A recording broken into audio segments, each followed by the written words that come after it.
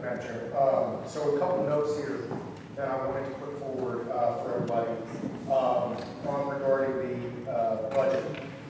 So just to give a little bit of chronology on it, we put together a budget over the last several months that included $7.5 million of additional funding for the school systems. That is approximately 6% recurring increase to maintenance of effort. That's what we have proposed. And that is equivalent to what the state has proposed this year. So we're matching the state. We may be giving us slightly more, actually. The school budget, the school board submitted a budget to us that was roughly double that.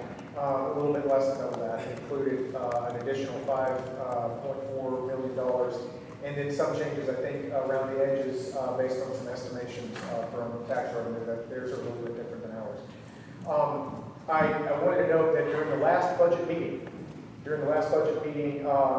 Langford and I spoke briefly, and I made a recommendation to consider today a recommendation back to the school board that we would submit the $7.5 million. We would keep that. I don't think there's going to be any argument over that, the recurring change. The question was over the nature of the 5.4. I don't think that anybody, I don't speak for the budget committee, but I don't believe that the will of the budget committee will be such to have the 5.4 million request recurring, and I'm going to outline why that is. I do think there could be some argument for setting aside capital in one time. But so with that said, the budget as proposed, and I want to be very clear on it before we take votes here. The budget as proposed, speaking with our finance director, it adds over $13 million in recurring MOE. So if we vote this up, that is a big difference in what our budgets have currently projected. So looking at we've built a 3-year roadmap, a 3-year long-term planning map to ensure that we, aside from a market-based incident that is outside of our control, to build a roadmap that does not cause for a tax increase over our long-term planning cycle. What I will tell you after talking to Dave Long and after reviewing our numbers is that if we were to vote this as it is, that knocks that long-term plan out. That moves forward our need for additional revenue, and that really mostly means taxes. The majority of those coming from property taxes. That moves it forward to a near-term window. Whether that's this year or next year, we have to go back and look at the numbers to tell, but I just want to know that if we do this in recurring, it takes all of our ability to have any flex for increases in needed expenditures as we have projected forward over the next 3 years. It wipes those out. Or we either have to reduce those for other departments, or we would have to go back and consider a tax raise. That's just math. So I just want to have that out there. I'm not trying to play coy. Mr. Long could, I'm sure, back up anything I'm about to say. Just want to be very, very clear on that before we take a vote. Thank you. Thank you, Chairman Schiff. The report of the Education Committee Chairman, I have none. And so that puts us on to Section 4, new business. And I would like to have a motion to suspend the rules. Second. All in favor? Aye. Any opposed? No. To get that? To allow Dr. Langford to come and do a presentation. And he will take care of A, 1, 2, 3, 4, and 5. Thank you. Thank you, Commissioner Chairman Bergdorf. I appreciate that. I appreciate the opportunity to be able to speak tonight to the Budget and Education Committee.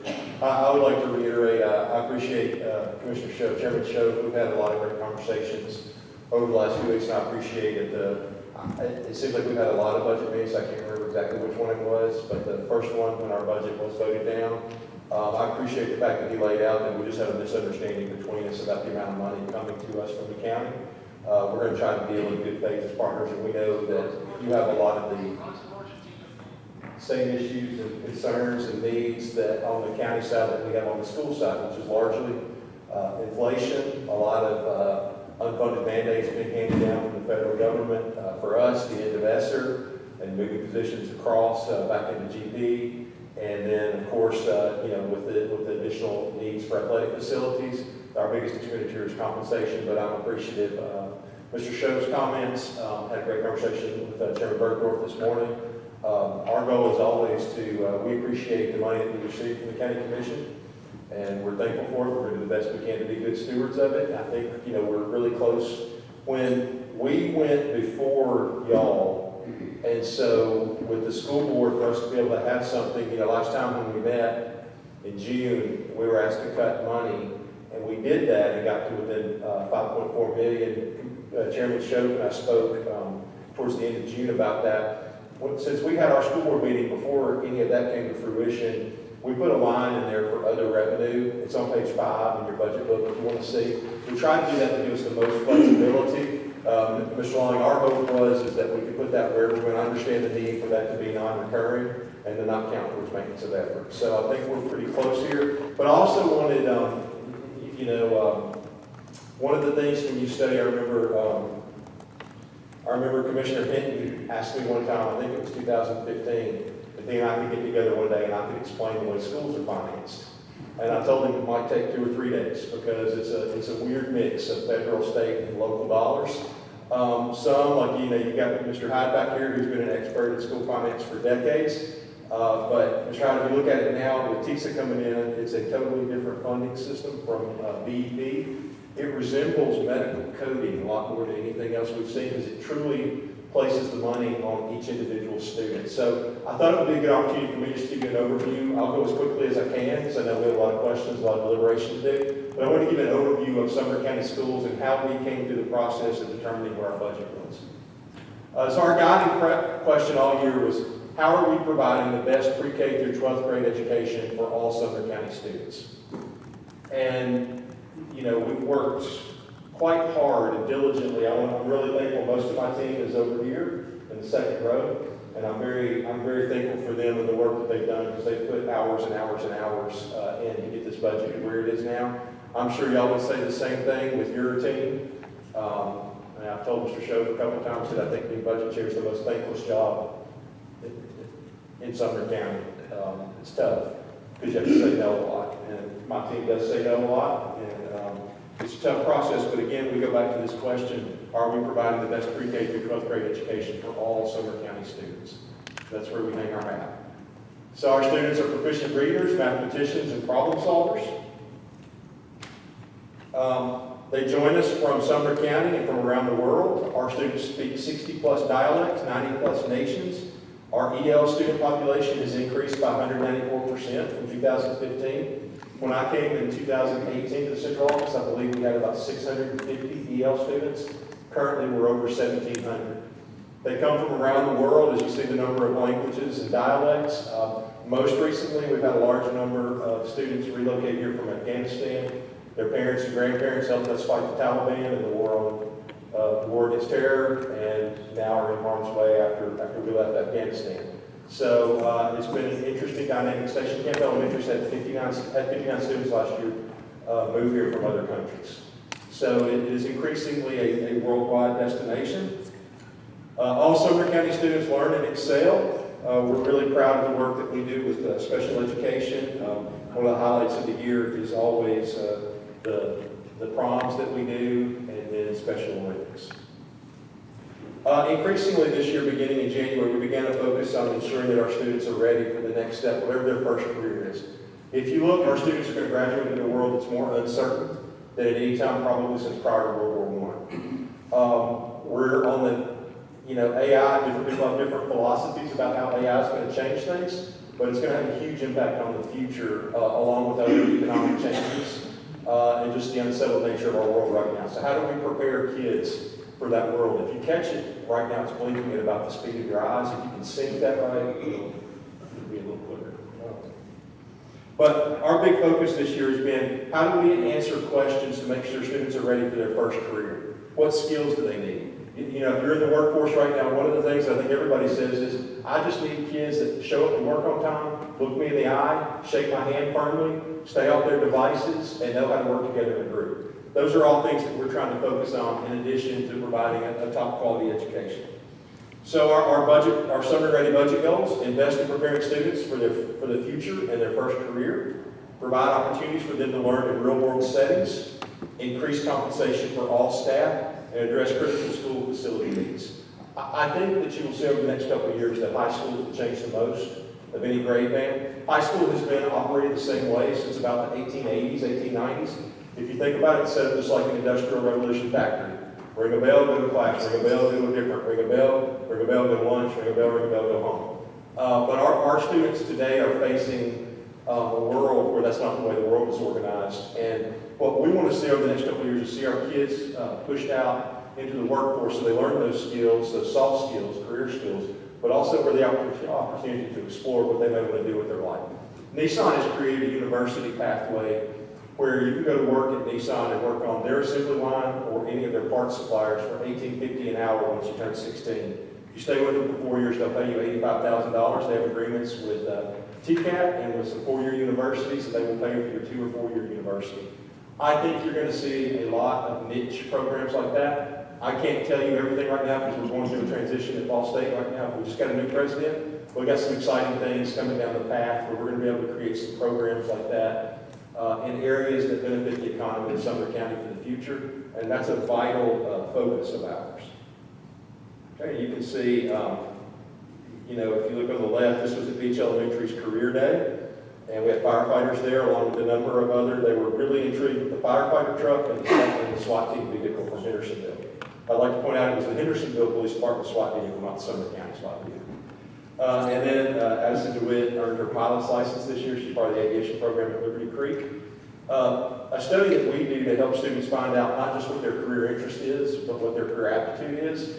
They did this study in Atlanta about 15 years ago, and they found that 64% of female students had an aptitude for a STEM career, but only 16% had an interest. So we've got to do everything we can to name what careers are possible for all of our students. That includes female students, of course, students of color, economically disadvantaged students, because, you know, most of us, if you think about most of our career paths, are somewhat limited by what was on the shelf outside the guidance counselor's office, or what our parents did, or if we knew someone. Like if you live in Portland or White House right now, there are a ton of NES linemen living between Hendersonville and between White House and Portland. Why? Because their families got into it 2 generations ago, and they continue to do that. And if you see, like, you know, being a lineman for NES or Cumberland Electric is a great job, and our lineman school in Tennessee that a lot of our students attend each year. But naming that as a possibility for all of our students is a key priority. Sumner gives back. We believe that one of the things that hasn't been emphasized enough in education over the last 20 or 30 years is that we pour, as you see when we look at this budget tonight, we pour and invest millions and millions of dollars into our kids. We invest thousands and thousands of hours of our teachers and coaches and administrators and bus drivers and cafeteria workers and everybody else into the lives of our kids. And most of you, if I asked you who's one person that helped you find where you are today, most of the time it's a teacher or a coach or someone that really poured into you, invested in you.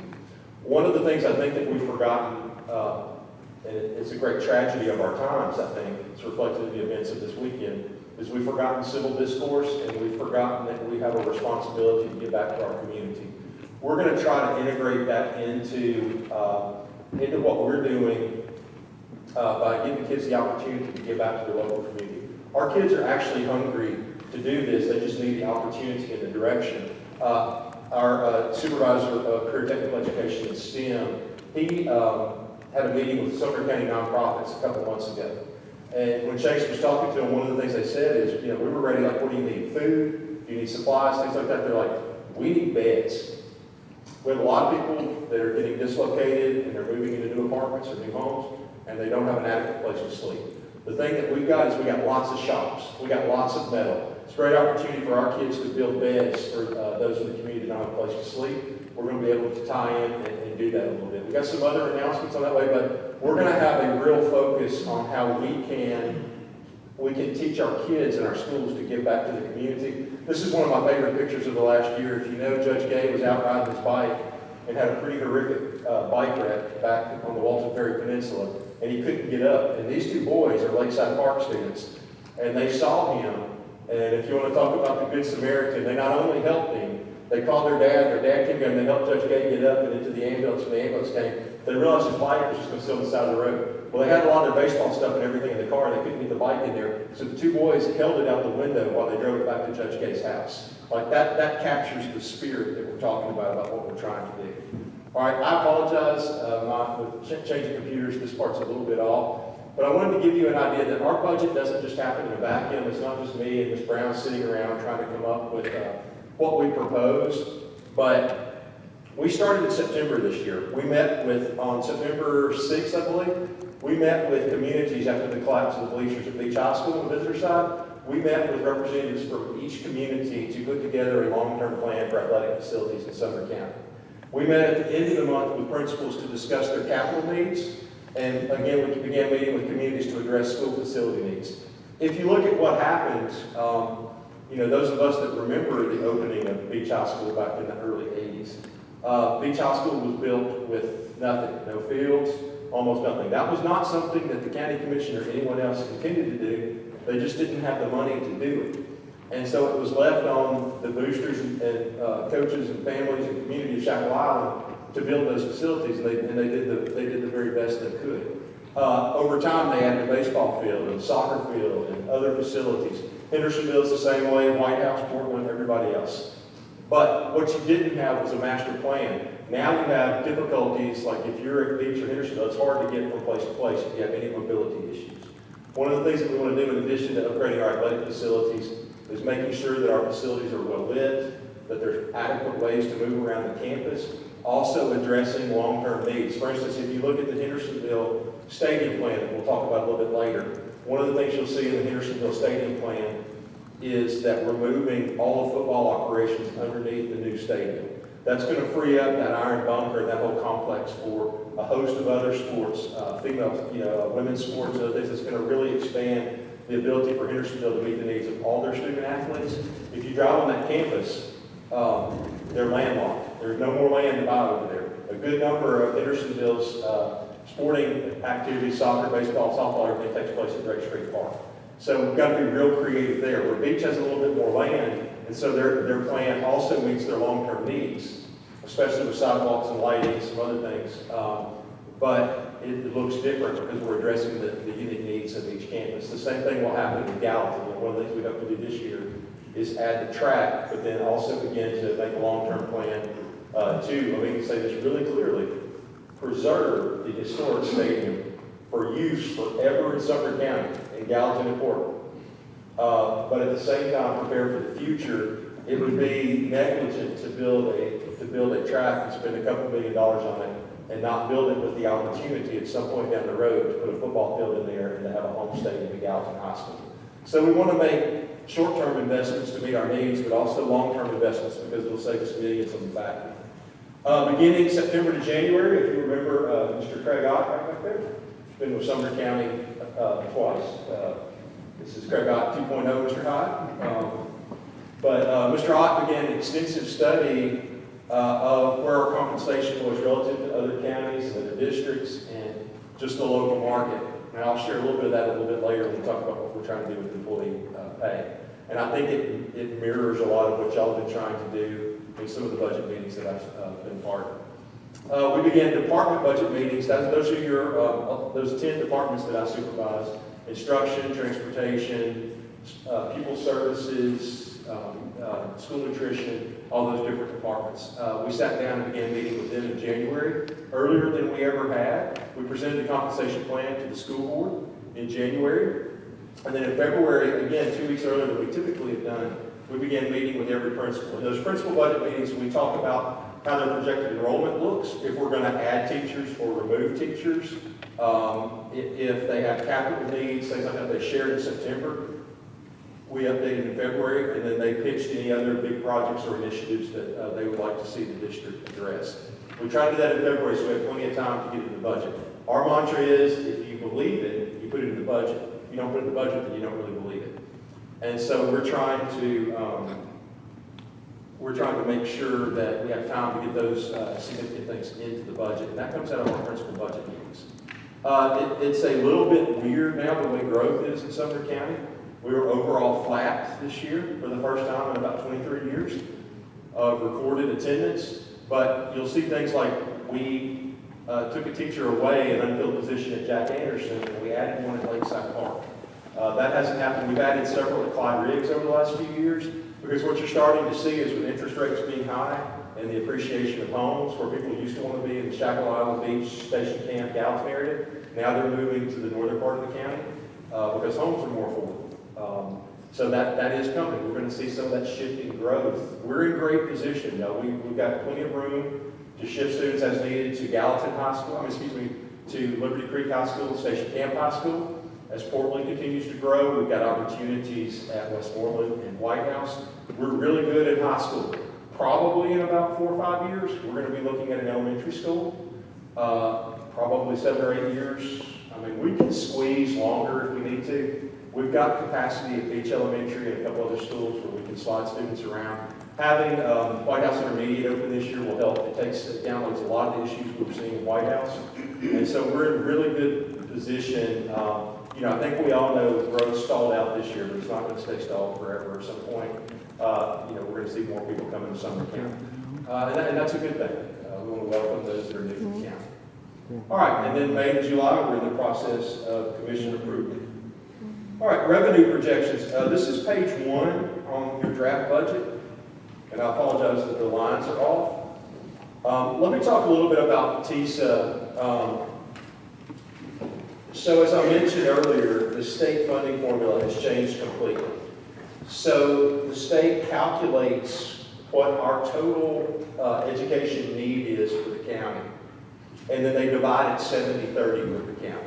Then they do another adjustment that Tassiter calculates, which is if your county's more affluent, then you get a little bit less of the pie. And if your county's less affluent, you get a little bit more of the pie. So for instance, they adjusted that between March and April this year when the numbers came back, and we lost $1.3 million in revenue from the state. We got our pre-K grant, from the Department of Education last week. They increased the funding from $117,000 a classroom to $121,000 and celebrated an increase of $4,000 per classroom. And then they said, but by the way, we will also be funding this now in the TISA formula, so 70% will be state, 30% will be local. So that'll be money that we'll have to offset through a number of different ways, but there's a little bit of flux because this is our first real run of TISA. Last year they gave us a big influx of money, but it was kind of, they were still building up the system to track students and everything. So next year we'll have much better numbers and better understanding of how this works. But our funding from the state went up about $7.8 million. You can't see it up there. I wanted to show TISA also gets, the legislature, rightfully so, got frustrated a couple of years ago, if you talk to Leader Lambert, because they would put money into the BEP for teacher pay raises. But the rules of BEP were, if you were above the state minimum, you could use that money however you wanted. And so a lot of districts, especially large districts, were already above the state minimum, and then they would take that money and use it for whatever purposes they wanted. That was very frustrating to the state legislature, obviously, because they wanted that money to go directly into the pockets of teachers. So what they did is they put a number, they put $125 million in TISA this year, and they designated it specifically for teacher pay raises. As we get into compensation a little later, I want to highlight that the difference that you'll see, because the number that you can't see on the screen right now on TISA that's restricted for teacher pay raises is about $3.9 billion, a little bit over $3.9 billion. So you'll see $3.9 million does not get teachers even to $47,800. The plan at the legislature is to put at least another $125 million in next year to split the difference to get teachers to $50,000, as the law says, for the following fiscal year. All right, so projected revenue from the county. Let me clear, this is the area where I think that Chairman Schoaf was raising earlier. If you look at your budget book, I think, and Mr. Long, correct me if I'm wrong, This is where the gap is, because we put 5.4 million in other county revenue, because at that time, I didn't know that we could request it in capital. So it's, we're perfectly good with that. We're all recommending the school board that we accept 5.4 million additional capital to remove the maintenance of effort issue. All right. So the school board approved cuts to the school budget. Let me see if I can get out of this. We can see. I totally messed this up. All right. I will send y'all this presentation. I apologize. But basically, the school board last meeting approved cuts of $2.13 million from what we proposed the first time. That include reducing bus expenditures by $500,000, reducing capital for land purchases by $500,000, reducing the undesignated fund balance by $469,313, and then making decreases across the budget of $661,808 for a total of $2,131,121.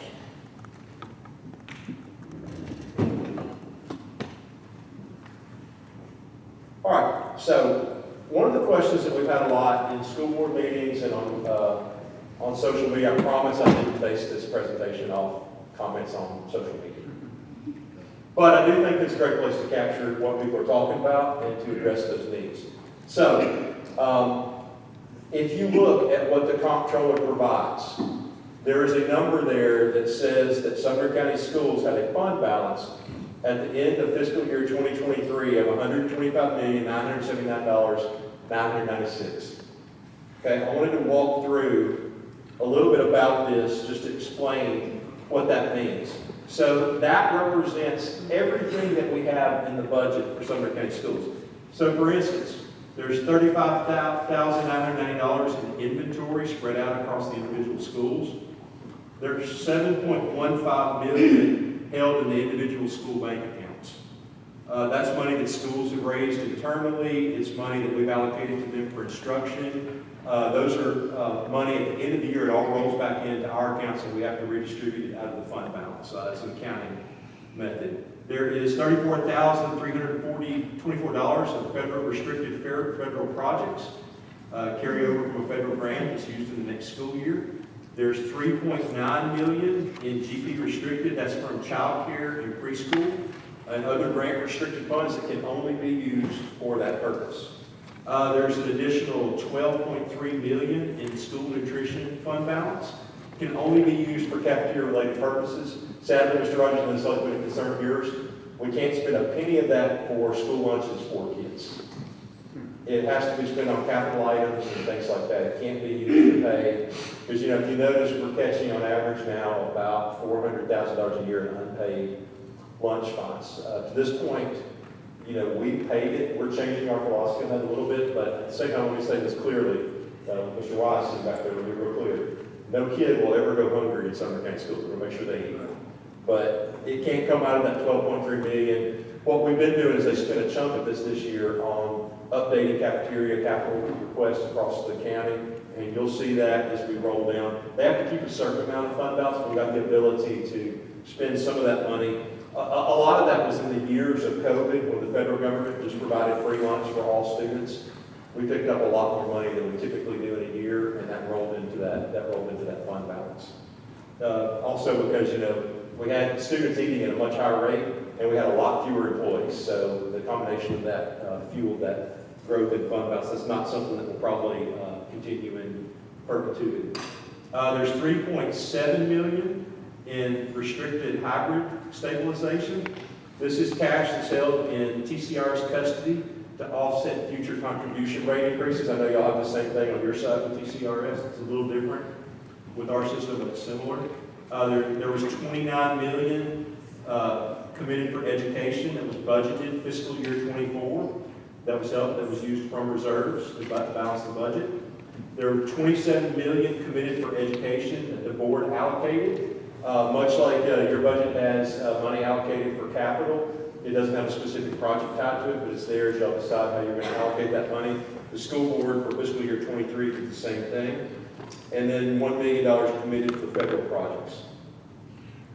All right, so that left, if you do the math there's $30 million that was, if you do the math from that 125 million and you add up all the things that I called out, there's about $30 million, a little bit over $30 million there, and then the $27 million that the school board left unallocated within the budget. So that's where we got that number, if you remember back in the fall, 57 million, so we could take combining everything together that's in our budget, and we felt like we could take $15 million for phase one of the athletic projects. So that available fund balance to spend on schools, to spend in the budget is $57,379,695 for fiscal year 23-24. Now, we are still, to the best of my knowledge, Ms. Brown, we are still closing out the books and getting a determination from the comptroller and everything about what our fund balance will be for 24-25. I can tell you, if you look on page 8 in your budget book, those numbers are there. And you can see there committed for education is $27,765,605. The majority of that, overwhelmingly probably 98% of that, maybe 100% of that, is going towards compensation for employees. Then another $28 million is committed for capital for the athletic facilities and other capital projects. Restricted for education, there's $22 million in restricted and committed reserves. This includes restricted for education is $3.2 million. That is,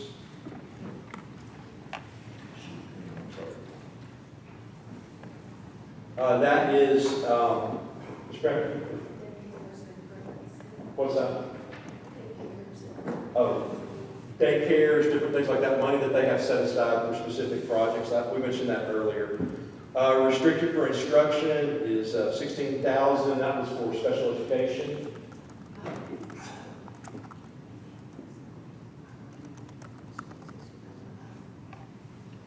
Well, we'll find an answer at $16,000.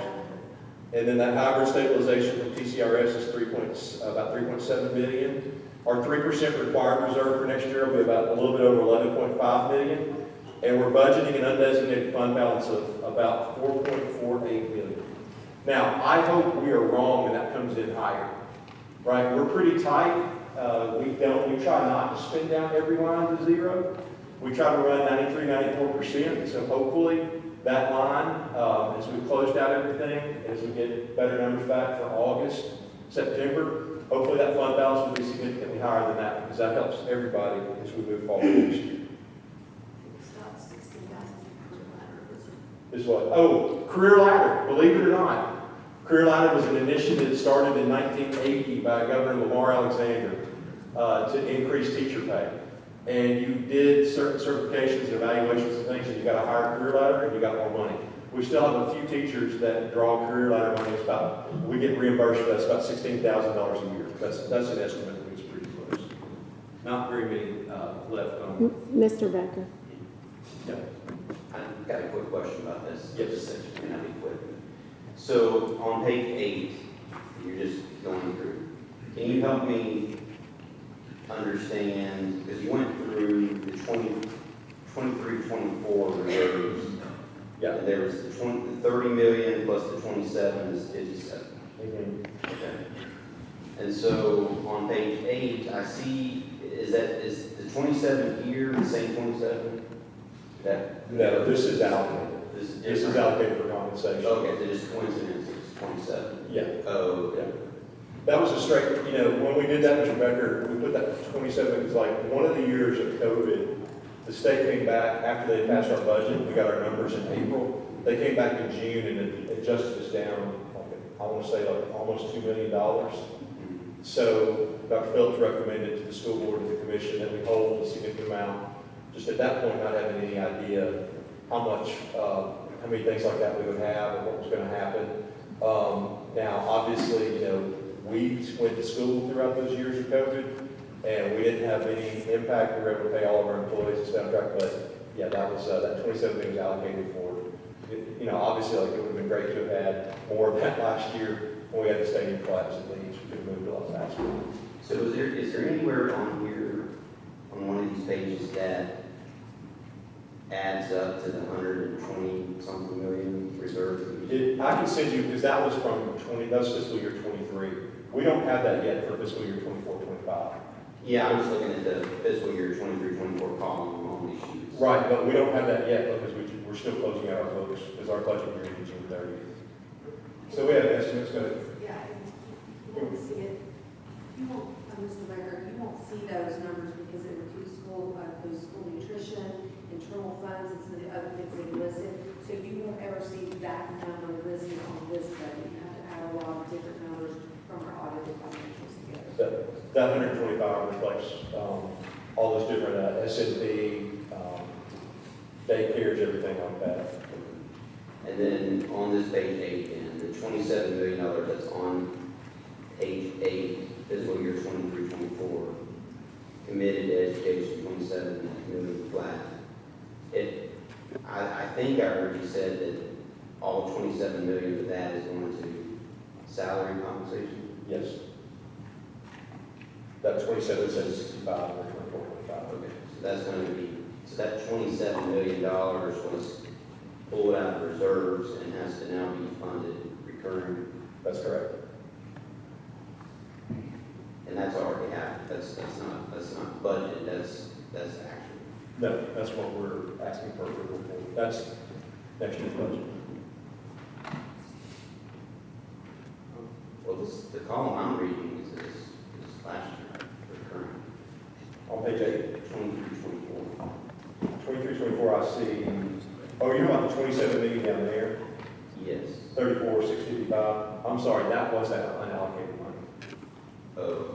It was committed for it. That's in was that. the unallocated. So I'm you're- sorry. So, okay, so you're looking at the 27 and the next column over up, Mhm. 39,100. Yeah, Oh. So that's the 27 that's in here for salary. yes, sir. I got you. And then the 27, so line 34, 655, that 27 for the budget, next year's budget is goes to 0. That's right. And where does that money go when you're getting reallocated? If you look up at 39,100 and 39, those two 39,100 lines, Mhm. that undesignated fund balance from last year, the 30 million plus the 27 million, most of that is eaten up in that 27 plus 28 up there at 39,100. Okay. So it's being moved from that to the salary. That's right. Salary capital, one-time capital expenditure. And the plan for the following year would be, where would that $20 million come from? We're going to have to push hard with the legislature. We know that they're going to make a big move to move teacher salaries up. So hopefully that, the 7 that we got this year. When I talked to our legislative delegation, their intention was for us to get way more than $7.8 million when they thought the numbers that they were putting in the budget. But it's everybody learning this new TISA formula and everything. So I'm hopeful, we're going to have to advocate for revenue. We're going to look for grants, things like that. But yeah, it's going to be something, and that's why I'm hoping that our fund balance comes in way higher than 4.5 million. I'm pushing my departments to run at 90% instead of 93%. If you do the math there, hopefully we squeeze out another, $8 to $10 million in savings. It's just we had a lot of years from 2014 till,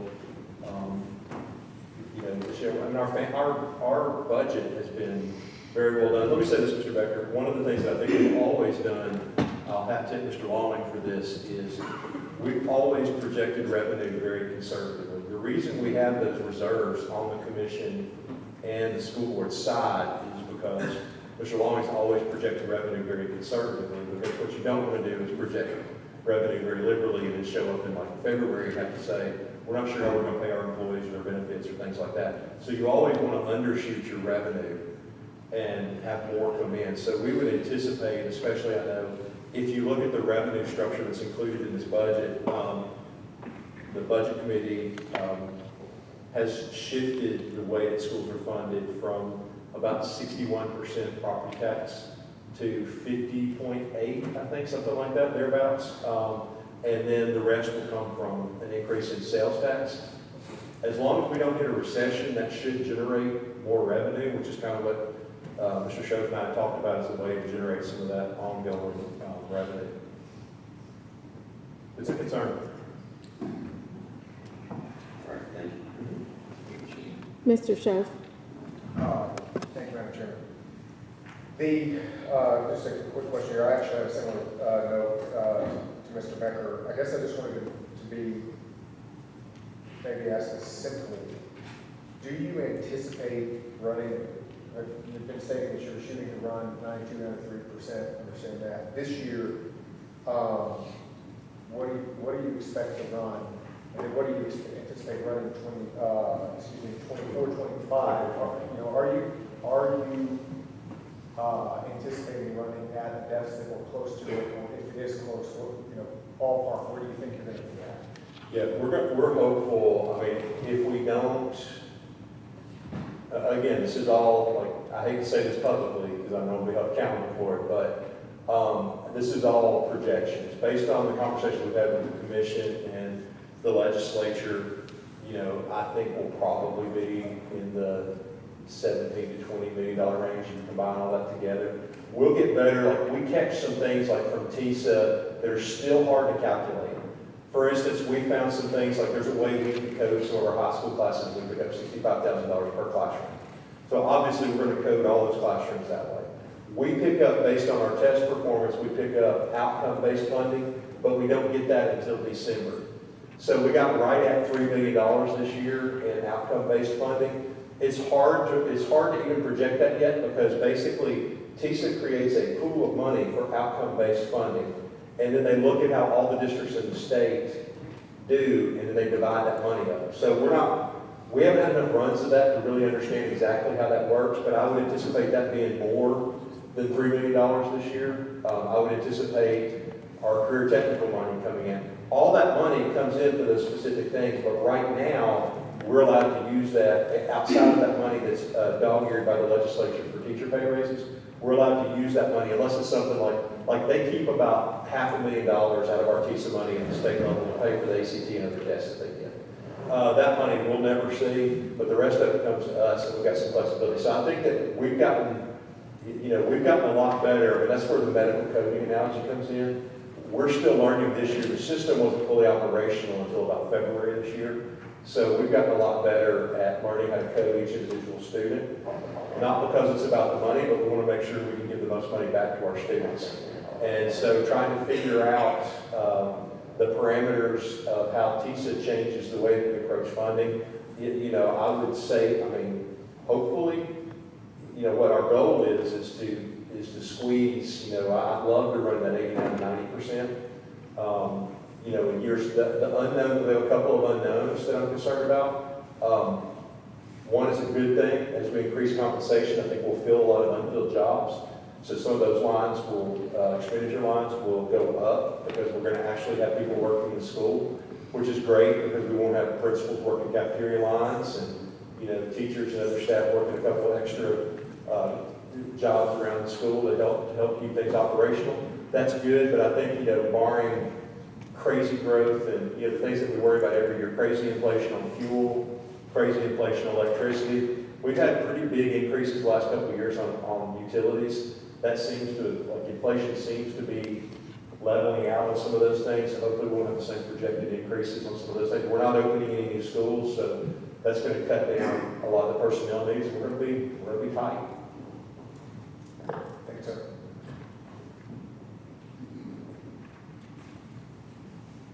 All right, let me just run through, since y'all can't see it, I'm not going to go through all these slides. I do want to highlight a couple things. If you're wondering how the money breaks down, we spend 81.9% of every dollar revenue that comes in on salary and benefits for our employees. Okay, I would guess y'all are probably close to the same boat if you look at your overall expenditures.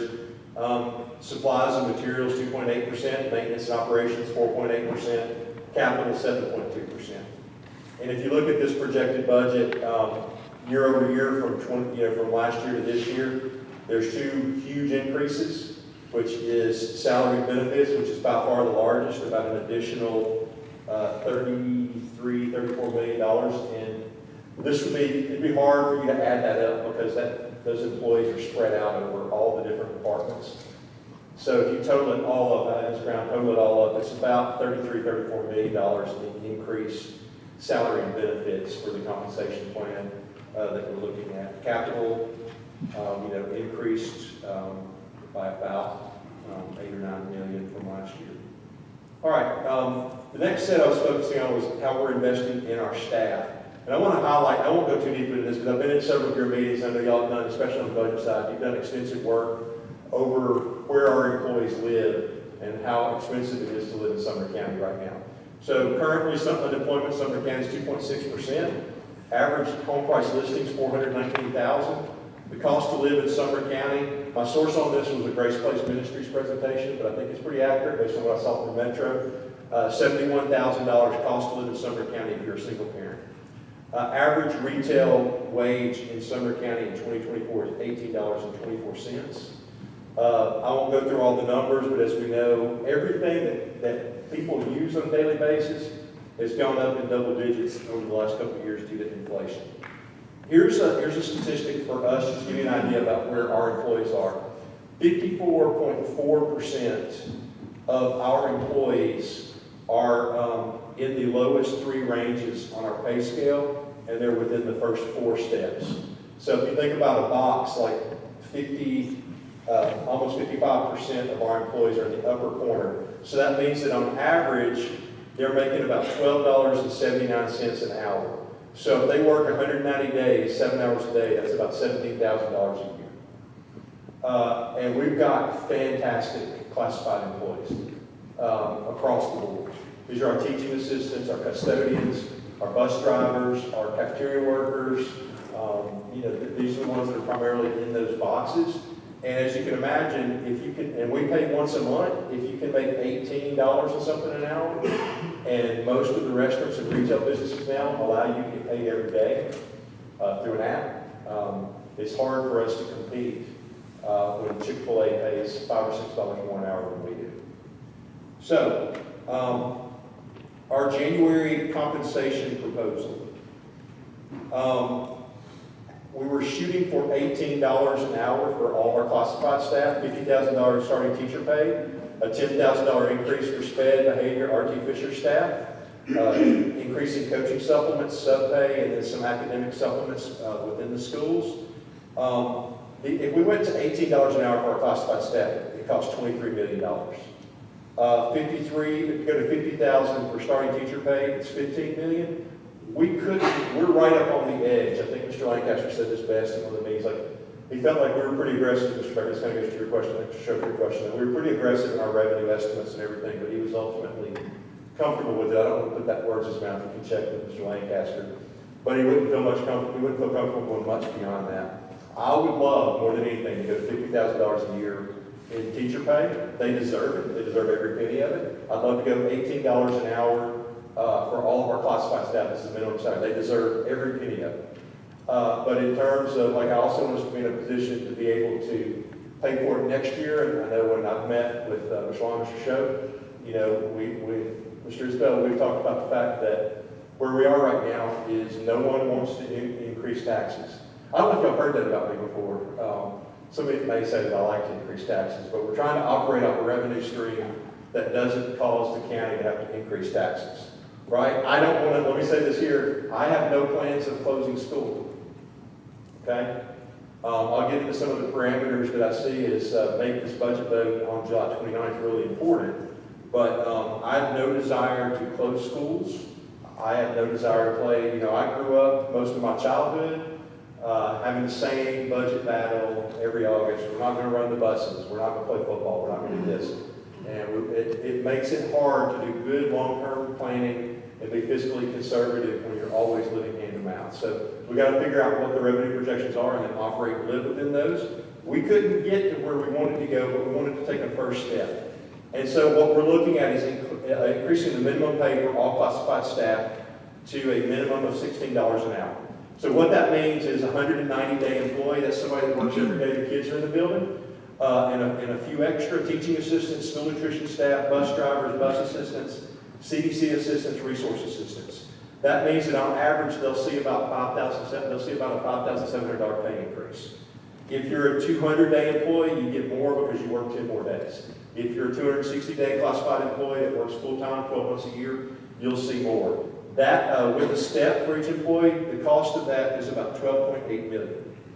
Increasing new teacher pay to $47,800. We took advantage, I won't bore you with the details, but if, like, teacher pay scales evolved over 30 or 40 years. They used to just go to 19 years. If you taught longer than 19 years, you only got something if the school board director recommended it. They did something that was usually one time, right? Because in those days, I'm sure Mr. High can tell you, there were 8 million levels of gymnastics you had to get any budget or any pay raise increase. The state used to split it up, and you had a county portion and a state portion. So sometimes you get a raise in the state portion, sometimes you get a raise on the county portion. We went, I can't remember when we did, we went to a 24-year scale, and then we went to a 30-year scale. What happened over time since this evolved is there were a lot of irregularities on our pay scale. Some years you got a 3.2% raise, sometimes you got a 1.7%.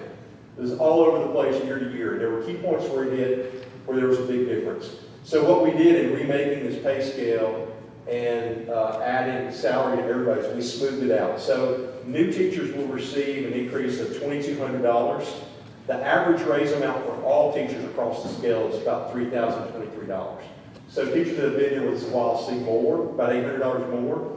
But I want to point out that we've increased in Sumner County, we've increased starting teacher pay from January 2020 by $11,700. The commission and school board and state legislature, the state legislature's put almost $100 million in the last decade into K-12 education. We're very appreciative of that. In Sumner County education. It's about $88 million, plus we throw in $15 million that we get for the CTE for middle school and high school. They've made a significant investment in our schools, and we're thankful for that, along with the county commission and school board. So $11,700 increase for teacher pay since January 2020. This year we thought it was really imperative because where we're seeing a lot of open spots is with our classified employees, and we needed teacher pays increased about 35% since 2020. This increase for our classified employees bumps them to about 35% since 2020. We're trying to level the playing field and be able to, when we're talking about people that work every day, I did leadership interviews at Burris Elementary a couple years ago with the fifth graders that wanted to be leaders that year. And one of the questions was, who in this building, who in this school inspires you the most to want to be a leader? And to a T, they all named the custodian in the cafeteria. When we asked them why, it was because he asked them every day how they were doing. He got to know them, he figured out what sports they played, what activities they were in, and he encouraged them. Those are the kind of people that we have in our schools, and those are the kind of people that we want to keep. And if we're going to keep them, we've got to pay. One of the biggest areas of need over the last couple of years is special education, behavioral classes, and staffing at RT Fisher. So increasing for SPED behavior and RT Fisher certified staff, increasing their pay by $10,000. There is a great shortage, not just in Sumner County or in Tennessee, but across the nation in special education teachers. It's very hard for us to meet all the needs of our kids with the staffing that we have. Ms. Dan and her team do a tremendous job of meeting the needs of our kids, but it's a challenge that gets harder each year. I can say just with the promise that we were going to add $10,000, we filled a whole lot more jobs this year. We've had times where we looked at the board in her office and thought, like, well, I guess we'll be teaching CDC a day a week or a resource class because we were that thin, and it's looking a lot more promising. We still have some needs in school psychologists in some other areas, but it's better than it's been in years. We're also seeing that across the board with teacher applications. When I was an assistant principal back 2011, 2014, we would typically have about 50 or 60 applicants for any job that we had. It dropped a couple of years ago to 2 or 3. Now I would say it's back in the 7, 8, 9 range. So we're climbing back out. All right, some things that we've added to go along. The school board will have to vote next month or the following month about where to set our insurance rate for the coming year. You have to always kind of project where you need to be so that you don't, 2 or 3 years down the line, catch a huge increase. So we'll have to go up a little bit, but we didn't want to offset the raises that we're giving. So we built, through COVID, some other things that we've done to save money. Like our one-to-one clinics that we share with the county save the county a ton of money. And we've been able to build a reserve there. And one of the ways we can spend it down is giving a rate holiday to our staff. So the school board will vote, hasn't been approved yet, but what our recommendation is going to be is to give employees either a 1 or 2 month holiday on paying for their health insurance. And so that will offset any increase in the cost of benefits. We went to the state, passed a law last year that said that we needed to give all certified staff, and it was the right thing to do, to extend 6 weeks of paid maternity and paternity leave. We didn't think it was right to just give certified staff that opportunity, so we extended it to classified too. We get reimbursed, partially reimbursed from the state for certified staff, but not for classified, so we've also just think that's the right thing to do. It helps us keep and retain the best employees. All right, so if you look at that, $16 an hour for classified staff is $12.8 million, 47,800 starting teacher pay, $9.4 million, $10,000 increase for SPED RTF employees, $4.7 million, coaching supplements 1.5, sub-pay about $500,000, so it's just $45,000. So that's an increase in compensation of about $28,945,000. Some of that is not, if you look at that number from where we're using reserves, that catches what the remainder that wasn't currently budgeted as we increased that. We tried to add positions this year. As I mentioned earlier, we were very tight in adding positions this year. We added 6 additional assistant principals. We added a growth position at Gallatin High School, Liberty Creek High School, William Burris Elementary, and then Vena Stewart and Benny Bills have now added APs, but it's not out of GP, general dollars, it's out of title money. But we added more assistant principals. We also added 2 assistant principals to do principal support.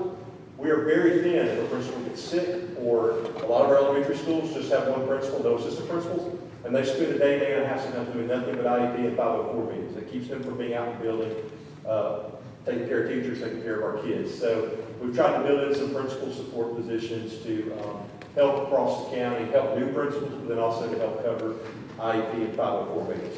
We added 25 additional certified teachers and counselors, 6 classified office staff teaching assistants. Some of this is opening White House Intermediate. Liberty Creek Middle is kind of the net zero because that school was already fully staffed. They were just located physically in the high school building. But White House Intermediate does add, most of the faculty came from White House Middle and H.B. Williams, but you still have to add, you have to have a PE teacher at both schools. You have to have a guidance counselor at both schools. You have to have secretaries. You have to have certain things that are unique that you have to have to operate a school. We added 1 nurse. All right, so we added some district positions, and I want to run through those real quickly while being cognizant of our time and your questions.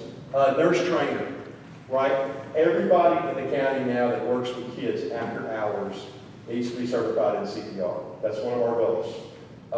That's a significant lift. We trained 200 bus drivers today.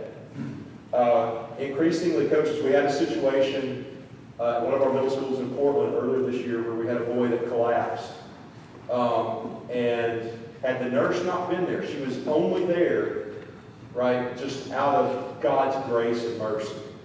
And she was able to deliver CPR for quite a few minutes until first responders got there. It saved that child's life. We know with our AEDs that it saved student station camp's life. We've had an increasing number of those incidents in our schools. The worst thing that I can imagine happening to a teacher or coach would be for a student to die in front of you because you don't know what to do. We had a partnership with some area organizations. It's gotten harder for them to meet the volume that we need, and so we're adding a nurse trainer to help. It's not just CPR, it's a lot of things. Our acuity rates of kids with high medical needs is increasing dramatically since the pandemic.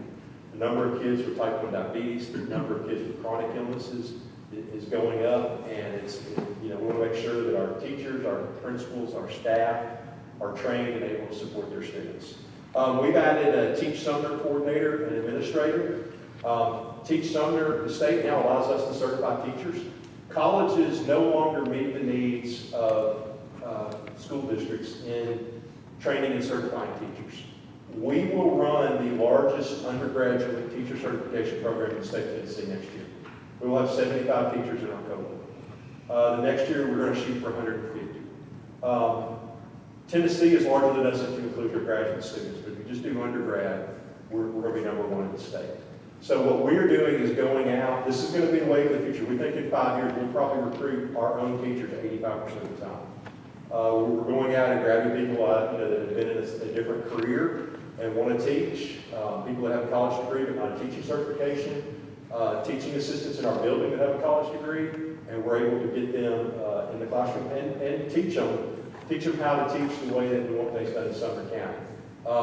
It's going to be ongoing. I don't see colleges changing in the near future. There's no incentive for them to go out and recruit more teaching candidates. And they just don't do it. We're going to do it ourselves. We're going to be sitting there going, my gosh, wish we had more teaching out there. So we've made a strategic investment this year to begin to build out a program to support. So we basically conduct their student teaching. We do their evaluations, we do their coursework. There's a program that we work with the state of Tennessee, with the Department of Education, to make sure that we're meeting all their needs. But it's going to be a huge benefit for us. It's going to help us retain teachers. It's going to also help us train and get more in. We do have another little program that we're doing right now because we didn't have elementary approved by the state until near the end of the year. So we do have a partnership with Austin Peay that's allowing us to train, I think, 10 elementary teachers. It costs the elementary teacher about $400 a semester to get certified to teach. If you look at the cost of college lately, that's good. We're also working long-term, one of the things, I think I can share this, one of the things that we're working on with Ball State. A lot of our high schools now, in a year or two, every high school has teaching as a profession. We're trying to create a program with Ball State where we can have kids take their 5 dual enrollment classes that connect directly to a teaching license. We're working on a grant to see if we can push that up to 10, where they basically have their freshman year, they can go to Ball State. Ball State has a 2+2 program with Belmont, UT Martin, and TSU. We can hire those kids as teaching assistants while they're in school. They can come out of school with no debt and roll right into Sumner County. We're trying to make some strategic investments there.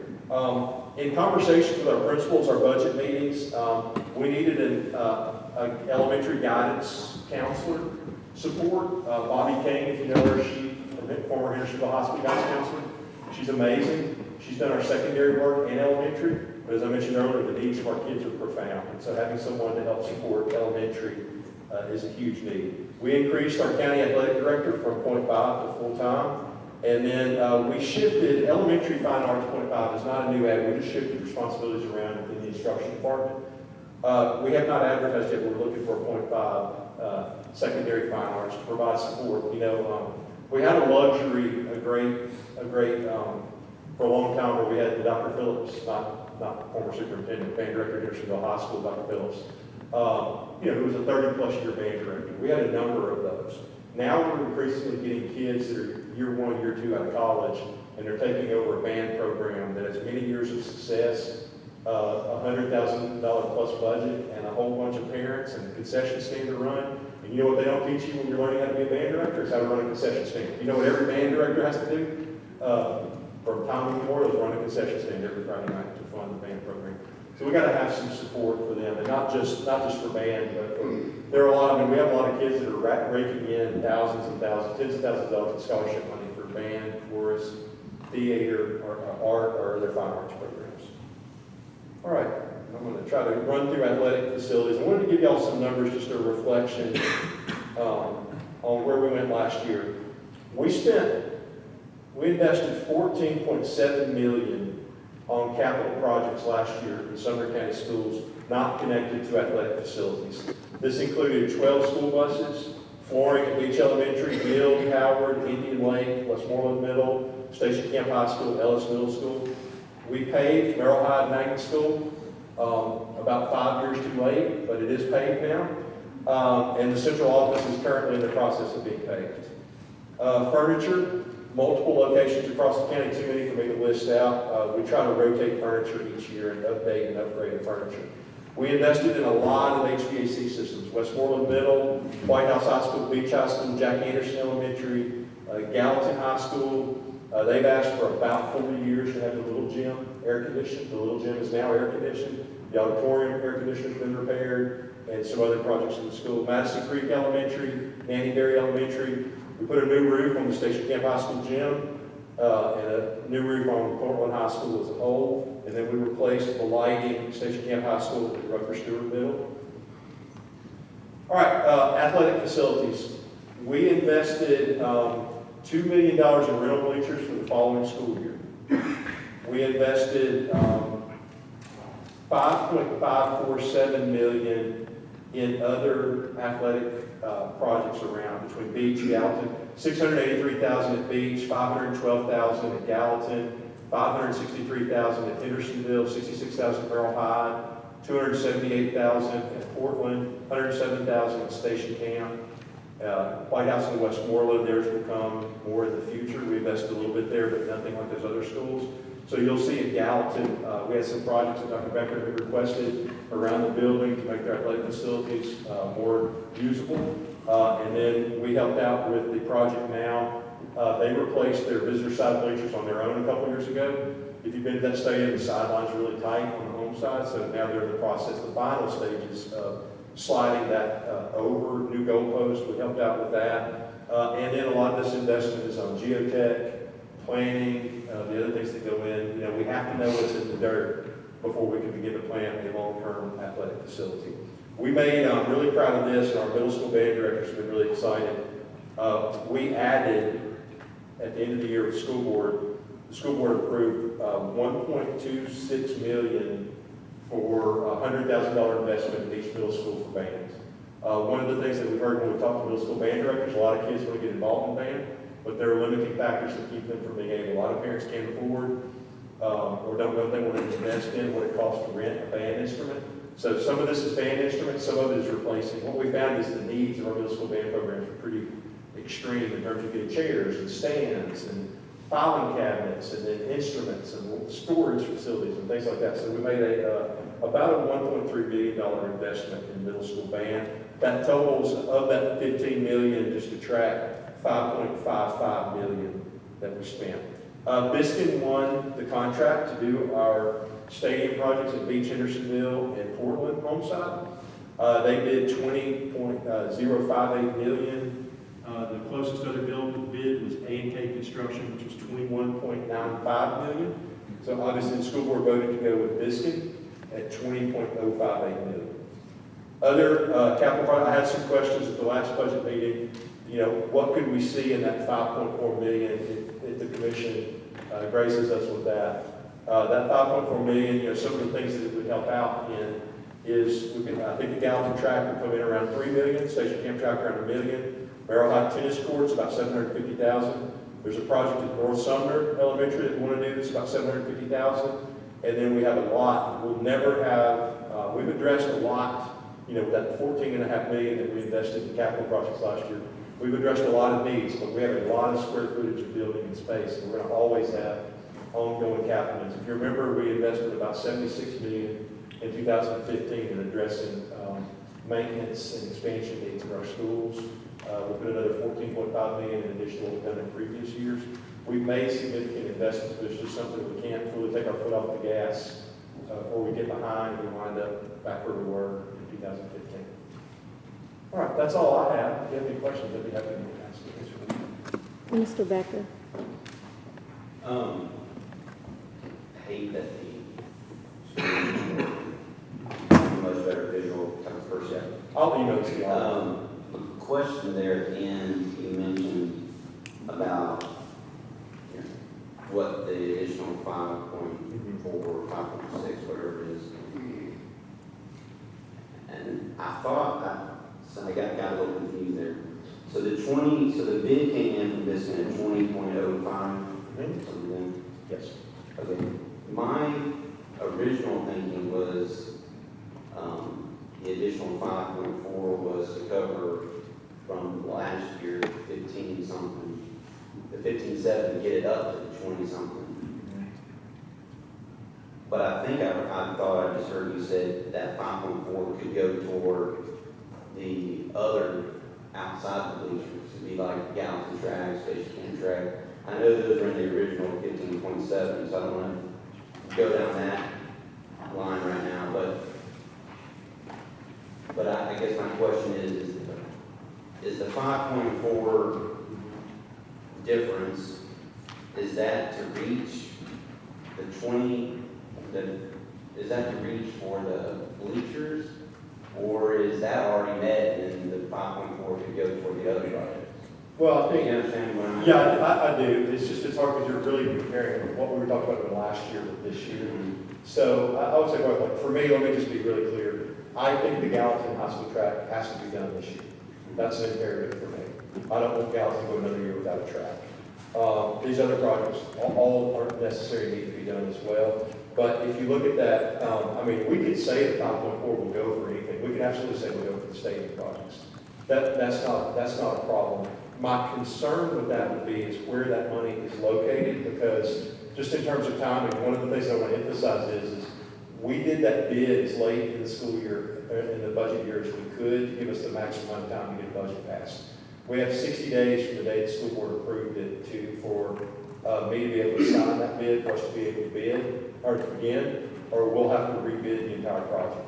Of course, the problem with that is that everybody's seen Biscuit's math and the others, and it'll go up from the 20 million to more, because everybody's gonna bid it differently. So, all that to say, we need to have a budget approved by August 18th, or we have to rebid all the stadium projects. Now, the trade-off of that, the bidding process, is going to be really hard to get athletic facilities finished in time for the 25 football season, if we delay past August 18th. That's the deadline that really, if you want to know what keeps me up at night, that's the deadline that keeps me up.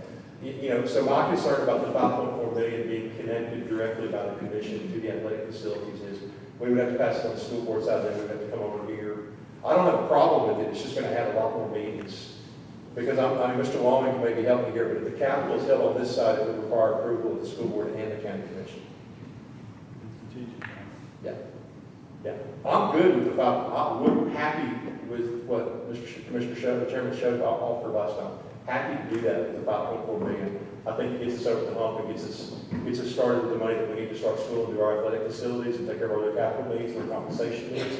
But if it's going to be the 5.4 million over here, I would prefer it not to be tied to anything, and we could put $5.4 million of projects like present education in the budget, and we could approve it. If you want more control over that, or more input than that, I absolutely understand that too. But I would like for us to identify those projects that are not connected to the athletic facility, the football stadium, because we need to get those rolling as quickly as possible. So, if you look, Mr. Becker, when you put everything in there, like, we need to buy 4 buses, right? Typically, we try to buy somewhere between 8 and 12 based on when we get the mileage total. When we were looking for places to cut, our transportation team said, we can't do this every year, but we can take a year or two of 4 buses, and then we'll have a year, 5 or 6 years down the road, where we'll have to do another 12 line instead of an 8 to 10. So, some of that's in there. We've got to have some money. We don't want to be in a position like the HVAC unit during the ice storm at Jack Anderson. It fizzled. Unexpected, not on anybody's plan, but you got to have air conditioning at an elementary school. So we've got to have enough revenue without having to go through the process of coming over and asking for money from reserves, if it's 90 degrees. I get it. So, appreciate it. So what is the number then that's in your proposed budget for capital projects? If you look on, What page is that? 13, Or 32.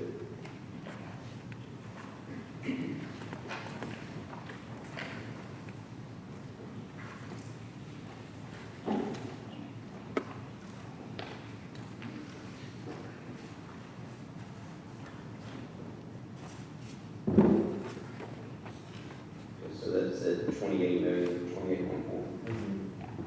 Yeah, so if you look, we've got 24 in there for other construction. That would capture all those athletic facility needs, Gallatin track, all that. I got you. So the 5.4, whatever the difference is right now, that makes sense. And I'll have to It's give, not tied to anything specific, it's really it's tied to that 28.4 million. right. And we'll have to, just so you know, if we take this to the school board and ask for approval for it with what Chairman Shove was mentioning, the numbers will slide a little bit because Ms. Brown, we'll have to get the numbers from Mr. Long, and Ms. Brown will have to move things around to make the budget balance for the comptroller. So it'll reduce it by 5.4 million, but we'll still have to show a balanced budget, we'll have to reduce some of those numbers and shift some of the fund balance around, things like that to make it balanced. So it won't be like just a $5.4 million number. It'll require, nothing in this budget is that, unfortunately, is that easy. Yeah. Change one line, change these 13 million lines. When was the bid specs or whatever, when was that sent out? It was sent out in May, and we did that intentionally, Mr. Becker, because we had to get it where we could fund it out of this year's budget.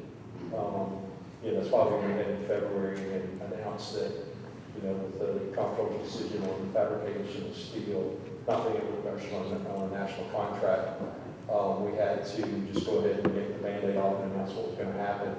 But when that happened, it let us slow down a little bit and get it right. We probably saved money by the engineers never had time to really dig into the numbers and get things more specific and things like that. But we also had to be able to get it as close to July 1 as possible, but also give us the room, anticipating it's going to take us. I mean, this is a tough budget year for y'all, I know, because you've got tax reappraisal, it throws off revenue projections and everything else. And it's not easy with the budget, so we want to give the maximum amount of time with the commission for us to go through the budget to get it passed.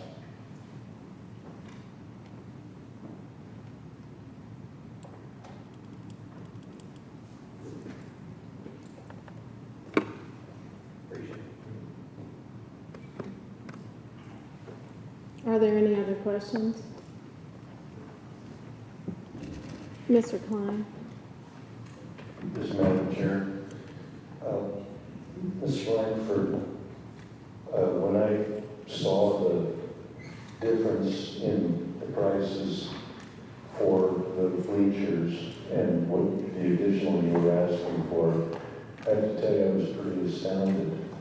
Generally, an architectural firm like Katz Dinkley would be very, very conservative in their estimates. And so to find out that $15.8 million, which last November was going to take care of 2 tracks, 3 stadiums, and all of the outbuildings involved, was now going to be $20 million for just the stadiums. I can't understand that kind of a bust. Can you explain that to us? How?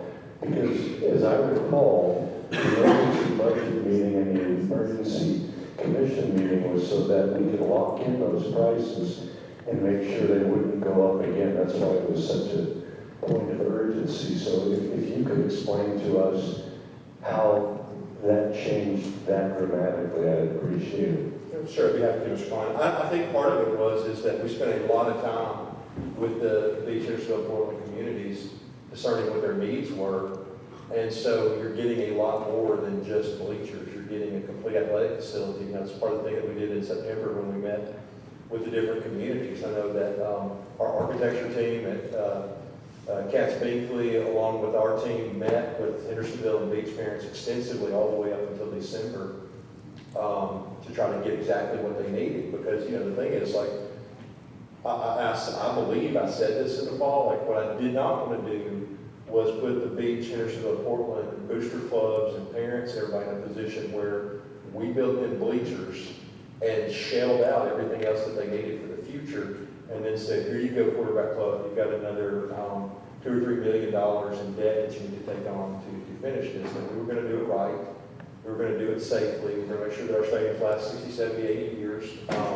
And so, I would say between October, when the commission approved the money, and, we were ready in December, early January to go out on the fabricating bid, national bid, and the comptroller in late December issued a ruling that said that counted as construction materials, and we couldn't go that route. And at that point, we slowed down and tried to get it right.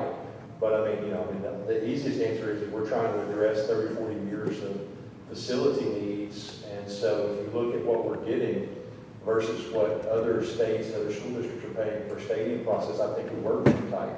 I think $20 million for 2.5 stadiums that, clears up, it solves a lot of problems that have plagued Hendersonville and Beach for 30, 40 years. We've solved it for about $4.5 million more. That's going to save us millions and millions of dollars down the road. Well, I'm looking at this estimate from October 18th. And I believe that included all of these. There was, you had all the way to items E, and it included outbuildings, it included all the bleachers for Hendersonville, all the bleachers for Beach, all the bleachers for Portland, including field lighting, demo grading, utilities, electrical, restroom buildings. It seemed like this was the complete package that was going to cost $15.6 million. So what additional things happened in December that now has brought us to the point of $20 million only for the bleachers? I think we met with the communities in Hendersonville and Beach especially, and we ascertained their needs and what the school needed for the future, and we put that into the bid.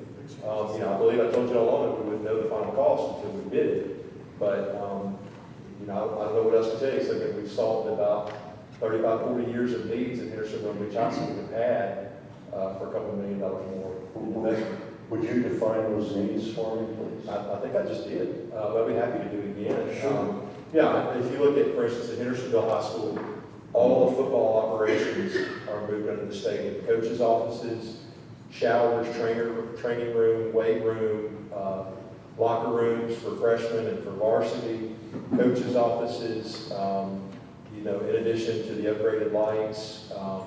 If you look at what that then frees up is the ability to take the iron bunker and convert it for other uses, where football has helped, has had most of the usable space in Hendersonville. It opens it up for a lot of other sports. We have, kids dressing in the parking lot. Okay, well, let me hold it there, because Hendersonville High School said football home site, 3,500 seat stadium with offices, training, and storage beneath. Football visitor site, 1,500 seat stadium, press box for visitor dressing and storage beneath.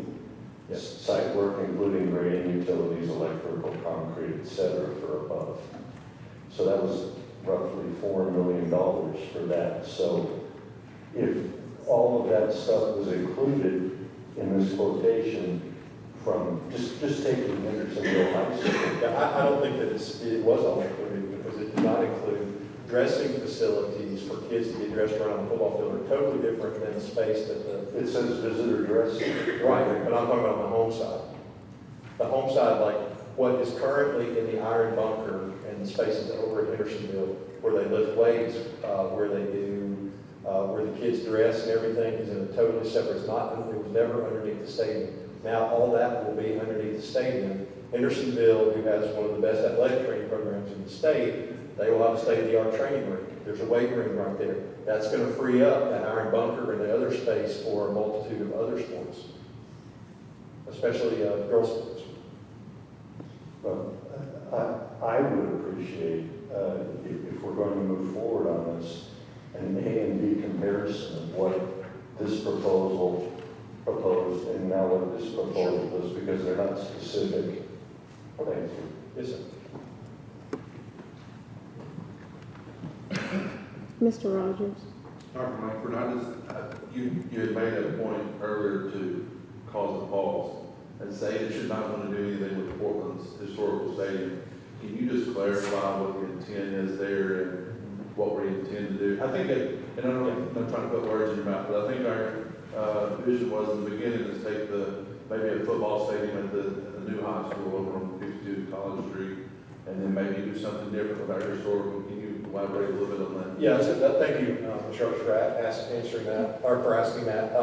So what we've already done is, first off, let me say, I try to say this repeatedly every time I've been in public. I would like to apologize to the Portland community for the god-awful bathroom situation last year.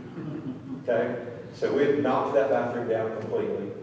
They were putting in the plumbing today. We got the power on. So there's a brand new, really nice bathroom facility with a family bathroom, everything. It's just about, it should be done by the end of this week. They got to still pour the epoxy floors and do some, like once the plumbing's in, they'll pour the epoxy floors, but it's really close. The power's back on, so we should hopefully get the scoreboard hooked up soon. The home side rental bleachers are operational. The company had some kind of delay on getting the handicap accessibility ramps. If anybody asks, those ramps are coming for those bleachers. So the bathrooms are taken care of, the rental bleachers are there for this year. Now, what will happen next year, there will be a wrap on the back of the rental bleachers this year for Portland. Thanks to Cindy, it'll be purple. Anyway, all that's coming. Next year, what will happen is the home side will be, obviously, will be a brand new facility. It does not have all the features that are under Beach and Hendersonville's, partially because, it's like, I've joked with Beach's old home side, you didn't have to be handicapped to not be able to get to the top of Beach's stadium. You only had to be about 45, because it's like Nayland's, it was like Nayland's Stadium. It was not built with mobility impairment as a feature in 1982 when it was built. But when you build these new stadiums, they have to be code and to modern standards, and so their pitch is a lot lower, so it takes up a lot more of that bank, and we're going to try to spend the majority of the money. So we basically want to build a brand new, nice home side bleacher complex at Portland, nice wrap on the back, and then we're going to do the lights like Liberty Creek has that have the entertainment package that jump and dance and do music and things like that. And then, the new bathroom facility that's already there, some of the other fencing, some of the different stuff like that. We've already in the money, when I mentioned that, the $5.5 million for athletic facilities that we did spend out of phase one. Part of that is beginning the process. I believe we're supposed to meet with the Portland community the next few weeks to sit down and start putting together plans. The advantage that we have now is we're not pressed by time, so we can spend a year and a half getting it right. I think, like if you ask me what my long-term vision for Portland is, it's an on-campus stadium with a track, right? Because we're adding lacrosse, we're adding girls flag football. The least number of fields that we'll ever need is right now. Portland's going to continue to grow. Portland High School right now is larger than Station Camp High School. It's going to continue to grow, and they're going to have facilities that match the rest of the county. So that's going to be an investment that we're going to need to make long-term in Portland, while in the short-term addressing the needs of the stadium. Now, long-term, what I see is like, I still think it's important, that we don't want to get away from it. It means something important to play football while the train comes by. Right. We always want to have some component of Portland High School playing in that historic stadium, because it means a lot to the community. We also want to address the needs as families are moving here from other areas and they're deciding where they're going to live. We want them to be able to go to Portland High School and say, wow, their facilities are just as nice as Beach or Liberty Creek or Hendersonville or anywhere else. So there are still possibilities of plans of having a new high school facility somewhere else and something being done with the Edgar Johnson Stadium. Absolutely. Edgar Johnson Stadium will go first so that we can get a playing space. Just like, we were fortunate on White House that we were able to repair the section that the structural engineer was concerned about. So we've got another couple of years to be able to use that White House Stadium. It gives us time there to plan what we're going to do in the future. Well, those are down the road, but they're not this year's budget. Sure. Have you revisited the scope, I guess, since Louis, the maintenance team at the school district has made that thankful restroom facility at least usable? Have you reconsidered that scope? Because I think we originally set out $300,000 for a restroom facility.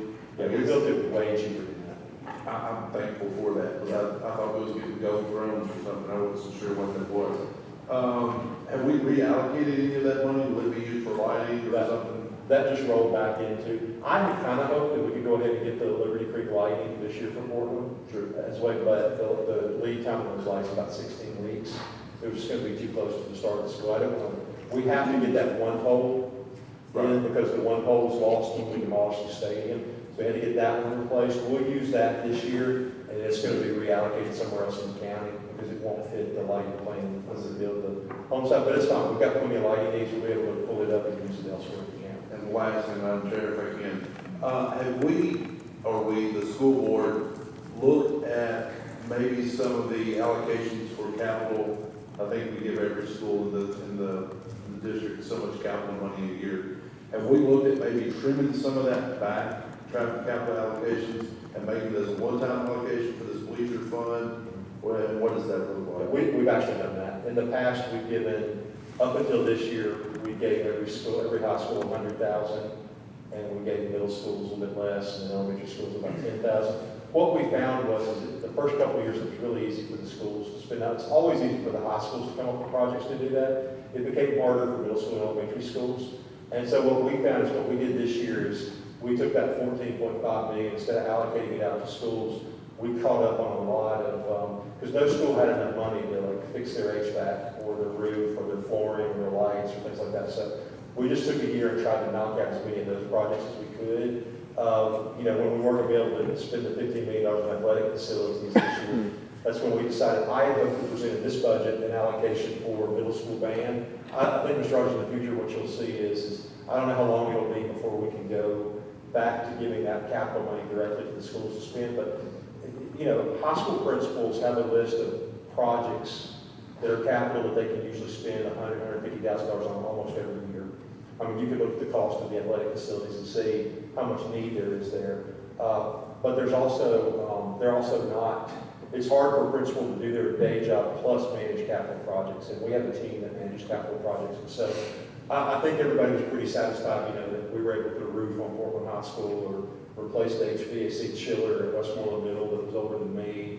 You know, there were a number of those projects, the Gallatin Little Gym, things like that. We were able to do that because we put all that money together and we were able to knock out about $14.5 million in capital projects.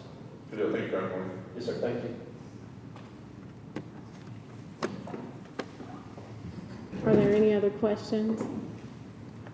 I was just gonna, I was just gonna thank you for presenting here, and I appreciate Chairman, Budget Chairman Shelby, you and he working together and all the time. Your team and all the time the Budget Committee has spent on this.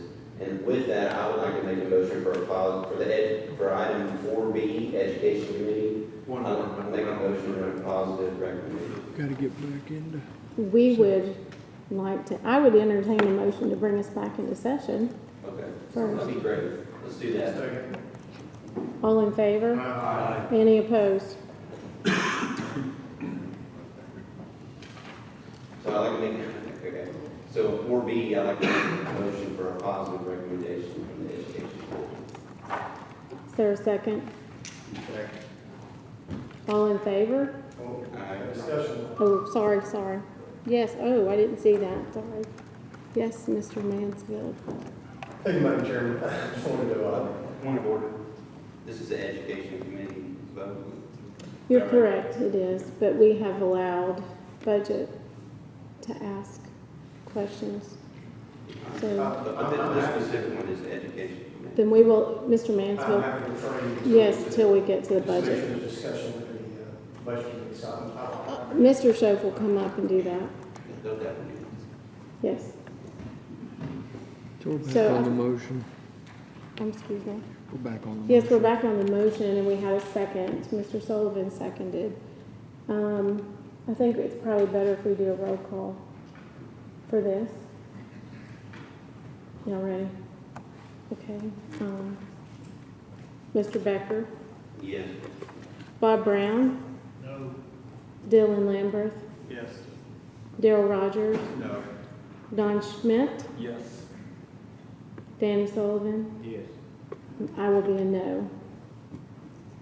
It passes 4-3 with a positive recommendation to budget. That ends Mr. education. Schoaf.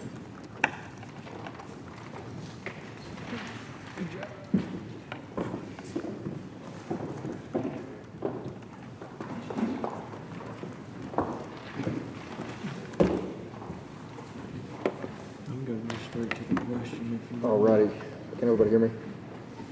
Oh, there we go. Yeah, there we go, can everybody hear me? Thanks. Thanks for allowing me to take over here, Ms. Bergdorf.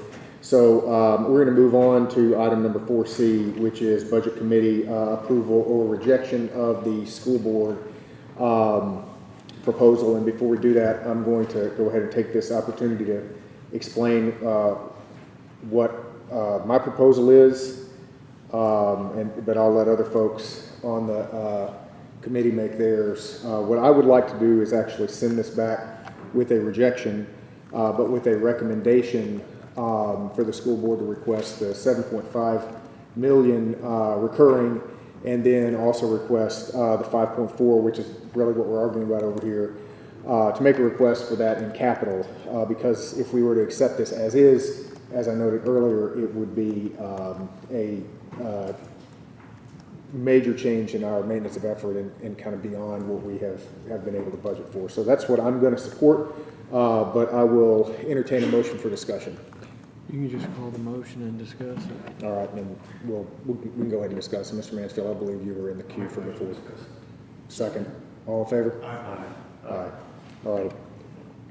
Mr. Mansfield.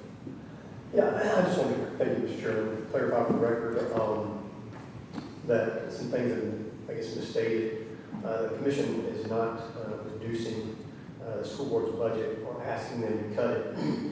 Basically, what the county commission or the budget committee put forward was simply not agreeing to increase it more than was already agreed to, which was the $7.5 million in new recurring revenues from our local taxes to increase the rates of effort. And so that's what was discussed at the budget committee with the intent for kind of pretty much matching the state's roughly $7.6 million, and what it netted out to me, going towards teacher raises. And so just wanted to kind of clarify that. I've also wanted to, a little confused on this $5.4 million ask, considering I heard some statements it's not really going towards the overages for the bleachers. You know, in October, they came to us asking for $15.5 million, roughly. It ended up being 15.8. The bid, phase one was $15.586 million approximately, and we approved approximately $15.8 million at the time to do everything. And that included the tracks at Galvin High School and Station Camp. So that original estimate just for bleachers was $12.3 million. And then now we hear in June the bid came back at $20.5 million, which is an increase of 67%, and that's just for the bleachers alone. So what we've had is a bait and switch of, we were told that this money didn't get approved in October, that kids weren't going to have bleachers in August of 2024. So what we're told. And we approved it. Commission, a majority vote, approved it. And we still don't have bleachers by 2024. Now the price just for the bleachers is going to $20.5 million. That's $8.2 million extra. And I was talking to some school board members and watching some of the meetings, and Dr. Langford stated the scope had changed, and those changes were laid out to the school board. And I can't find anything in either of the school board members where those changes were laid out. They said they weren't. And at no time was there ever any discussion of an additional cost or things being added to the scope of what was approved in October of 2023. Dr. Langford stated the changes were included when the bid specs were approved in March. I've had school board members state they didn't know what he meant by that because the board never approved any bids in March ever. He stated they laid out the changes they were making and they were definitely in the bid that they approved in March and no, they weren't. School board members have gone back and reviewed every meeting agenda, video document. There was never discussion of any bid. They had no idea that the architect was ever meeting with booster clubs and principals to expand the facilities. That was never discussed and was never presented to the board. What's disturbing to me is that during the June school board meeting, the bleacher bid was the first agenda item and was ran through with almost no discussion. Added a couple hours before the meeting. And when member Stephen King amended the budget later to try to restrict $5.3 million in reserve that the school board has to meet whatever this need that they're asking for extra additional money from the county, he was told they can't do that. But then they immediately ran through $8.2 million for bleachers. That makes absolutely zero sense whatsoever. And it's important for people to understand that each year, the schools say they need all this money, they don't spend it, they stick it back in the reserve. And they pull that money out of the reserves and they put it back in the operating budgets. And this is my notes from Dr. Mo Taylor's back in 2012. And what happened back then when the schools were locked down. Thankfully, the schools will never be locked down because the state passed a law that says you can't lock kids out of school again because of what Sumner County did. So thankful for that. Clay County tried to do the same thing. But it's astounding that since 2022, the amount of newly recurring revenue given to Sumner County schools by the state and the county has increased by approximately $7 million. New revenue every year. That's in 2 budgets. While enrollment has indeed remained flat. So the school board members were told that they needed an additional 26 million of their reserves to balance the budget, which is what they do every year.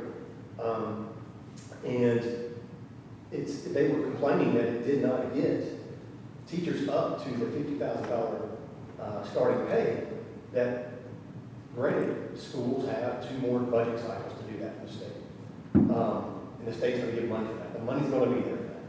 So I know school board members wanted that to happen now. I understand why it didn't happen.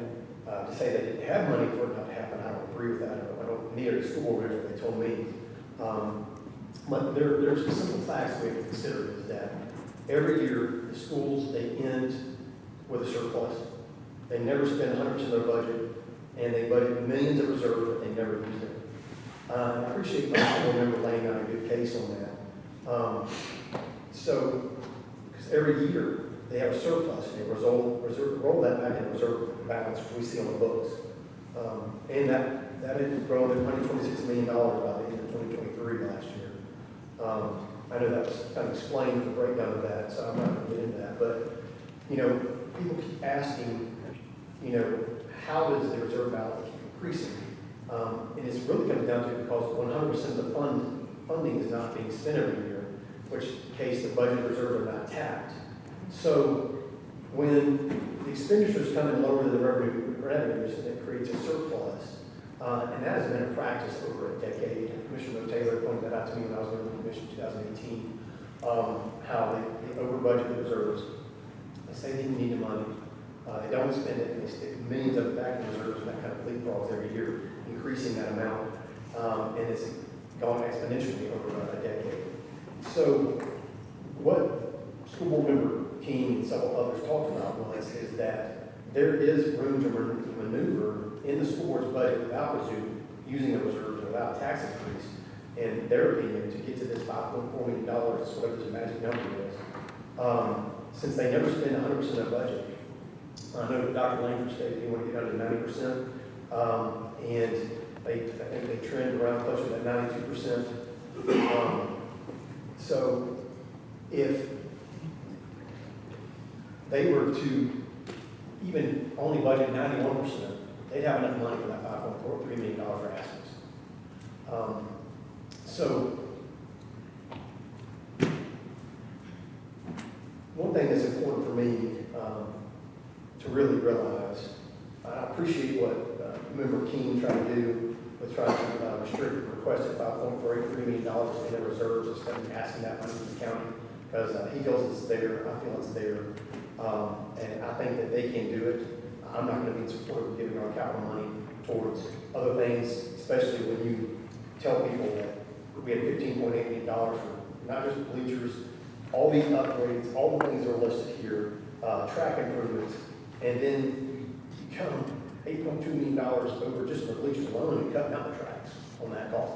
I have a problem with that. I know that a school board member has made a statement about prioritizing teachers over bleachers.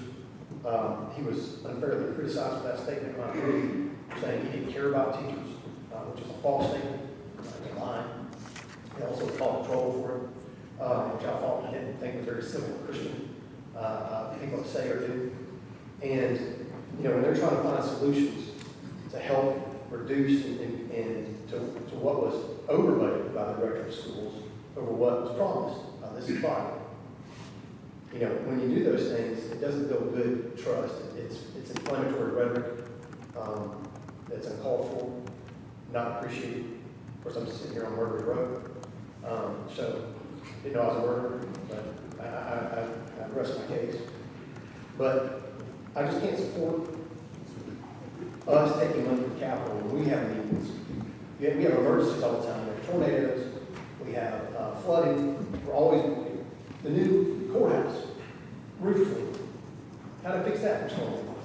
We're going to have millions and millions of dollars in capital project improvement needs this next year. They're going to be unknown. We don't know what the economy's going to do. We know that new schools are coming. There's nothing wrong with keeping money, saving for new schools. We got other departments want more money for capital project needs. We got a truck that broke. Somebody wrecked it today. We got to spend $60,000 or more on a new truck. These things happen all the time in the county. That's what capital's for. I don't agree with the principal.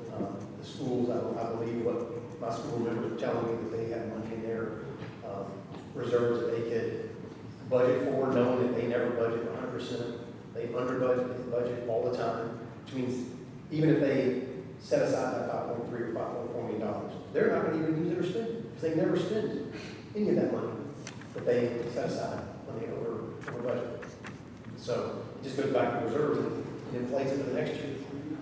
So yeah, this is just, I'm just disappointed in this process. And the county needs that money, and I'm not going to support this administration. Mr. Brown? Thank you, Mr. Chairman. There was no plan for this debacle since its inception back in September of 2023. Everything under this, about this blunder, was made up in the months and years that followed. I proved there was no plan in the beginning, hence Commissioners Klein, Boyd, and myself voted against the original proposal. $50.8 million reserve money was used to infuse the capital outlay budget with excess money which was used unnecessarily because of bad decisions. It all started in 2011 with an inspection report that was covered up by the firm used by the Board of Education in Mount Juliet, Gatsby, Jones, and Morris. That report cannot be located. When numerous stadium bleachers were unsafe, could have been easily repaired. Board of Education did not know where the $15.5 million was going, hence the request for a list of all these items from the Board of Education member Josh Graham, and my follow-up request at the Board of Education meeting on 20 September 2023.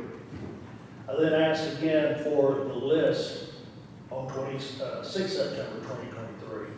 All I got both times were projects that had been ongoing for years, such as Sumner County, Station Camp, gym roof, which had been leaking for 4 years, Madison Creek, elementary school gutters, etc. No bleachers were mentioned because Director Langford had nothing presenting, even though the problem started in early August 2023. At the 2 October 2023 County Commission Education meeting, Director Langford could not tell us again what he was going to spend $15.5 million on at the time. Yes, it was $15.5 million, because they had not added in the $300,000 for the temporary bleacher costs. We, as the Education Committee, could not pass such an amount with no plans for spending the money. In October 2023, Board of Education member Alan Lancaster directed Director Langford in an email to use the amounts of money that the Commission just approved and went into effect on 1 July. We're talking about only 3 months into the budget cycle. Page 32 of the 2023-2024 Board of Education budget regular capital outlay stated that there was $7,837,000 available for that fiscal year. Did all that money evaporate in 3 months? We never got an answer as to what that money had been spent on ever. There was just a call for more, millions more than double their capital outlay budget. No options were ever presented except demolish and replace, even with millions of dollars of concrete C modules that had 50 years or more of life on them were demolished in favor of getting the grand version of temporary bleachers proposed by Dr. Langford. Instead of the concrete bleachers that had already withstood 30 and 50 years of neglect and little maintenance to the superstructure. This is what we voted against.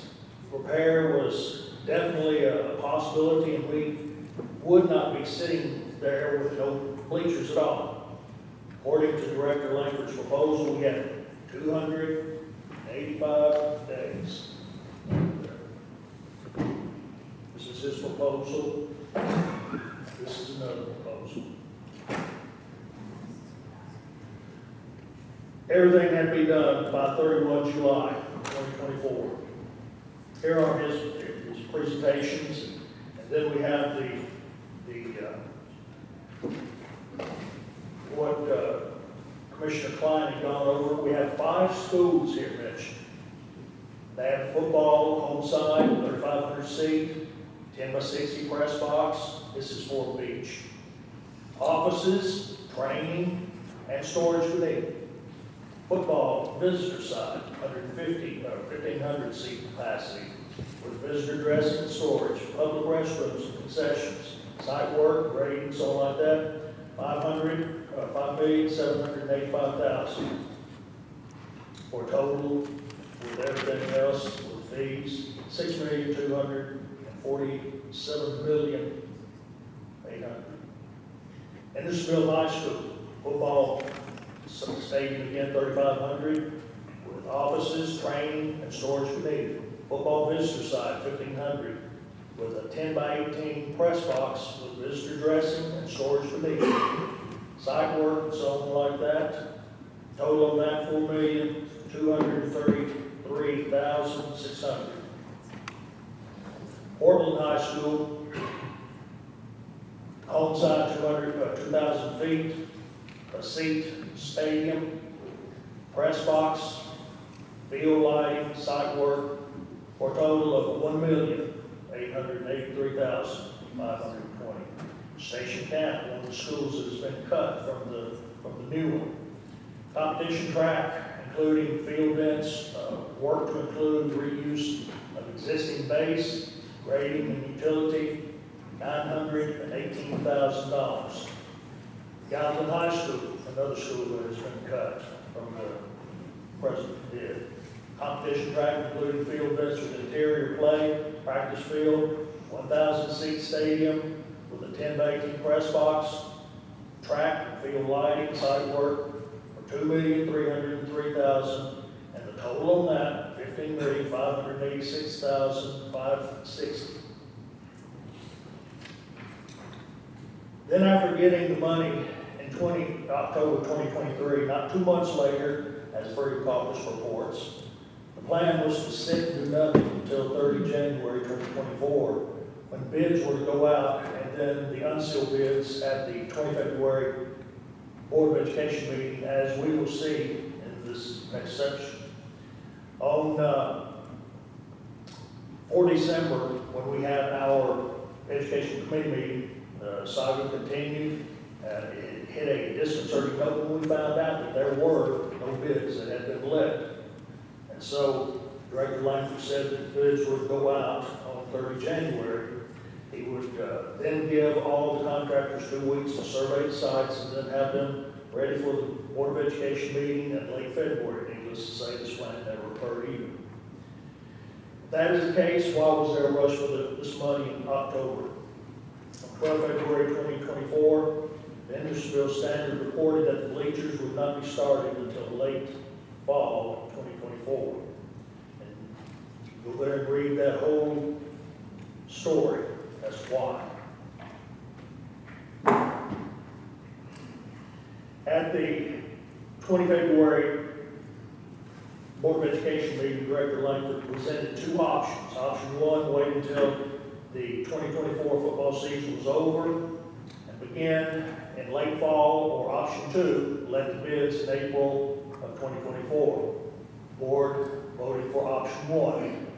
In an email dated 11 March 2024, Director Langford stated that $1.045 million of the $15.8 million had been spent. Bids are to go out in May of 2024. In another email dated 16 March, I finally got Director Langford to admit that he was using $2.021 million more of the $15.8 million that was added to the Board of Education regular capital outlay budget for 2024-2025.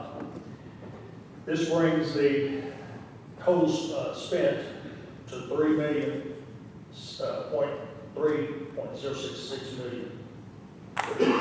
On 18 June, the Board of Education met with an agenda that was not properly posted according to Tennessee Code 8-44-103. They presented the general purpose budget and the bids for the long-awaited bleachers and other athletic facilities.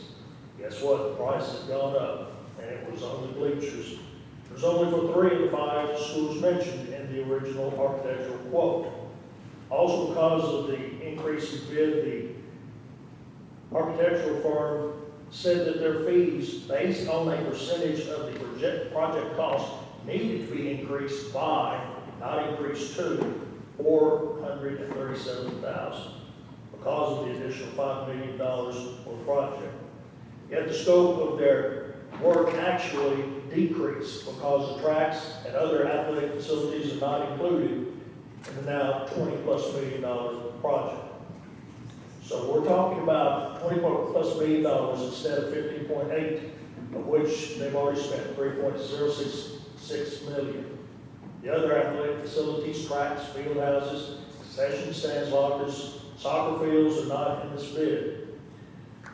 Whereas the 1 month only great watchdog agency, One Sumner, not oversee this predicament that we have. I will not be taken for another ride this evening. Closing, I want to reiterate that I'm not against students having the best facilities and teachers who are paid properly for their work. The last 2 years, teachers have received very hefty raises, far more than I ever received as a teacher.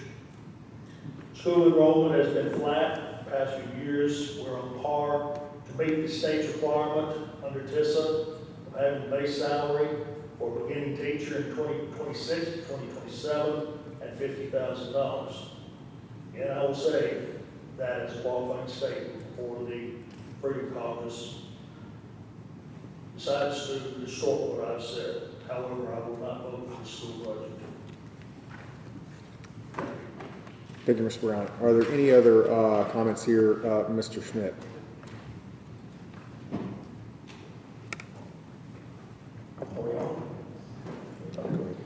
First of all, pardon my voice. Anyone that follows me personally knows I got this from hanging out with the groundhogs at Moss Wright Park, a sinus infection. So I'll try to get my words out before my mouth dries up too much. But on July 1st, when we met the budget, and I'm not putting anyone on the spot here, so correct me if I'm wrong, you made a motion, Mr. Chairman, that we could approve the $5.4 million to one-time capital, which would not increase our maintenance of effort.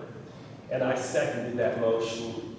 So, and if I'm not mistaken, correct me if I'm wrong, Dr. Langford, I believe, said the same things at this meeting, that this 5.4 would not increase our maintenance of effort.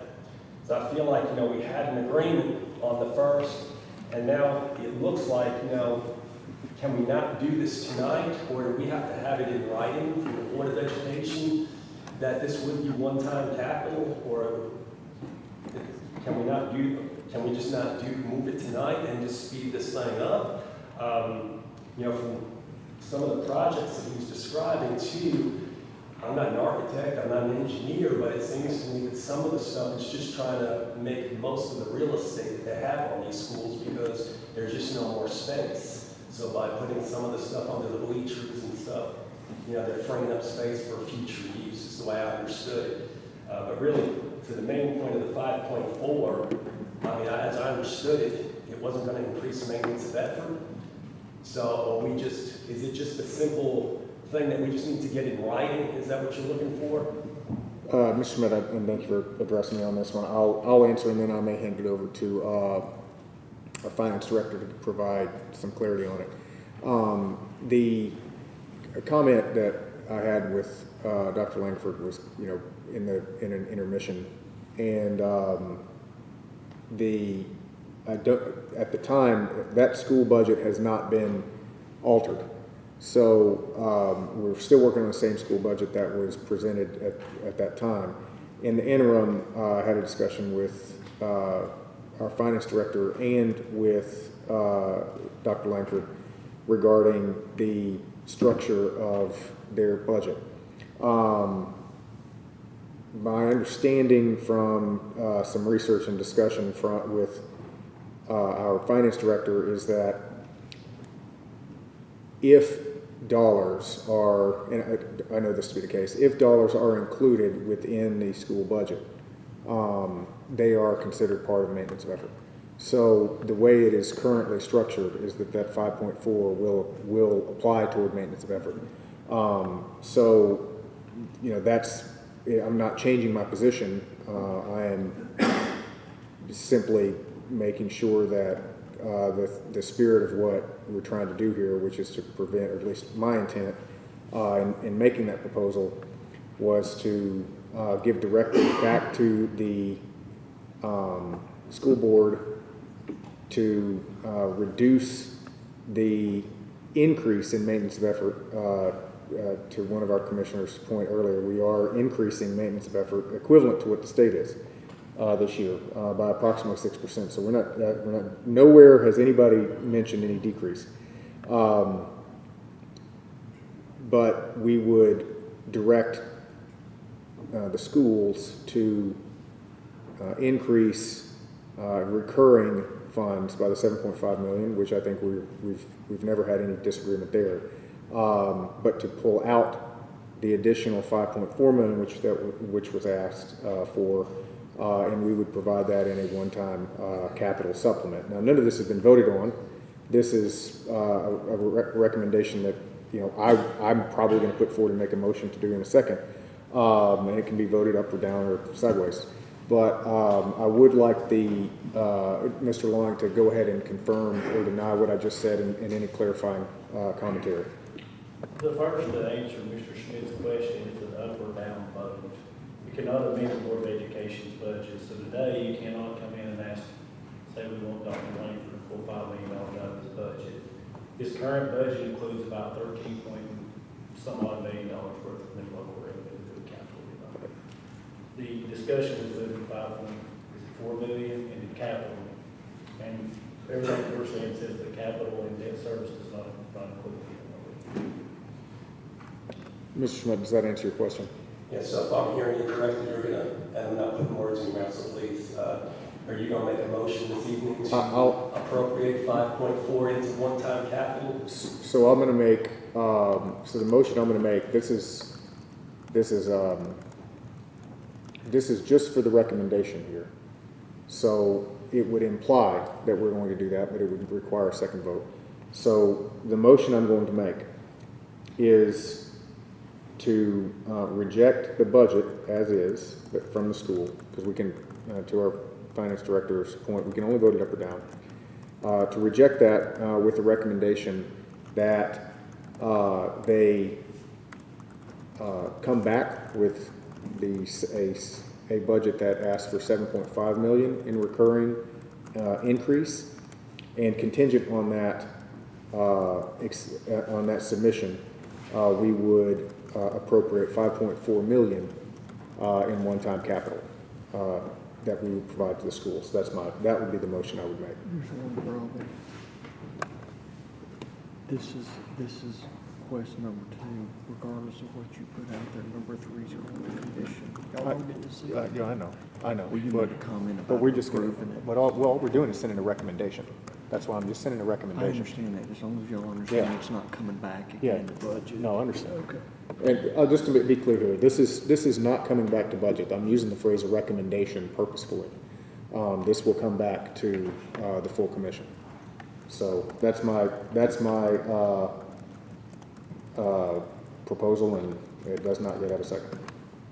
So for the people, sorry for all the questions, but for the people listening at home, so they understand, this recommendation that you're going to be proposing in a minute does the same thing, but it's, instead of coming back Yes. to budget, it's going to go full commission on the 29th for an up or down vote. If the school board If the school approves it. board approves If it. the school board approves Yes. it. So that's all, Yes. pretty much, that's all they have to do is approve it to make the numbers work. That's right. Okay. The third proposal has to go to the commission. So is there a second? There's a second. Okay, you're a second? Yes. Okay, we have a motion and a second. Any discussion? Mr. Mansfield, will you go ahead? Yeah, I'm going to amend your motion for what was already stated publicly several months ago about the $7.5 million that the county commission, the budget committee was proposing that the county commission do is to increase the MOE $7.5 million to pretty much match the state, go towards teacher raises. And just have the school board work with that. So that's my amendment, and no capital. Is there a second? Second. We have a motion and a second. Any discussion on the amendment? Mr. Klein? So if I'm understanding it, the 7.5 coming from the state is the end. We wouldn't give 7.5 from the county. No. My original motion was to give, and again, this is a recommendation. My original motion was to do 7.5 million in recurring only, and then we would add a 5.4 million in capital post acceptance of that of their budget. Mr. Mansfield just simply struck the second part. It was just 5.4 million. Okay, So in either case, it's 7.5 million in additional recurring. Mr. Mansfield, please correct me if I've misstated your.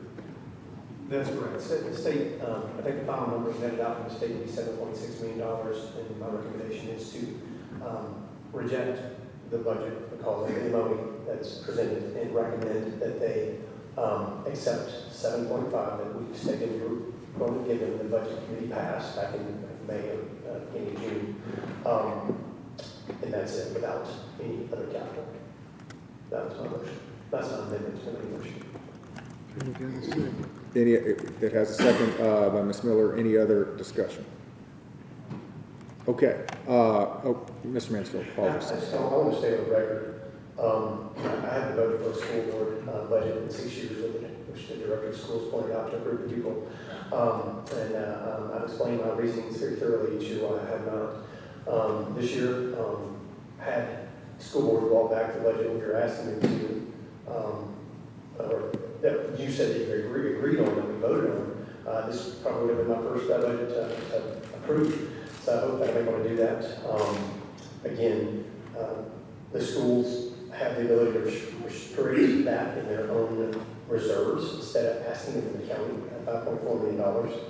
And I know they can do it. School board members know that they can do it. So that's why I made that motion, my amendment to only do 7.5. I hope I'm able to do that. My mom was a school bus driver for 33 years, so, and any narrative that we hate teachers or hate educators, or hate school bus drivers is patently false, which we hear those have been said in people in this room.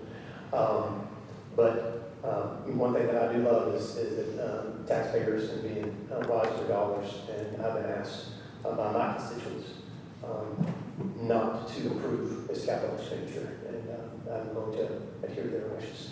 Thank you, Mr. Chairman. Thank you, Mr. Mansfield. Any further discussion on this one?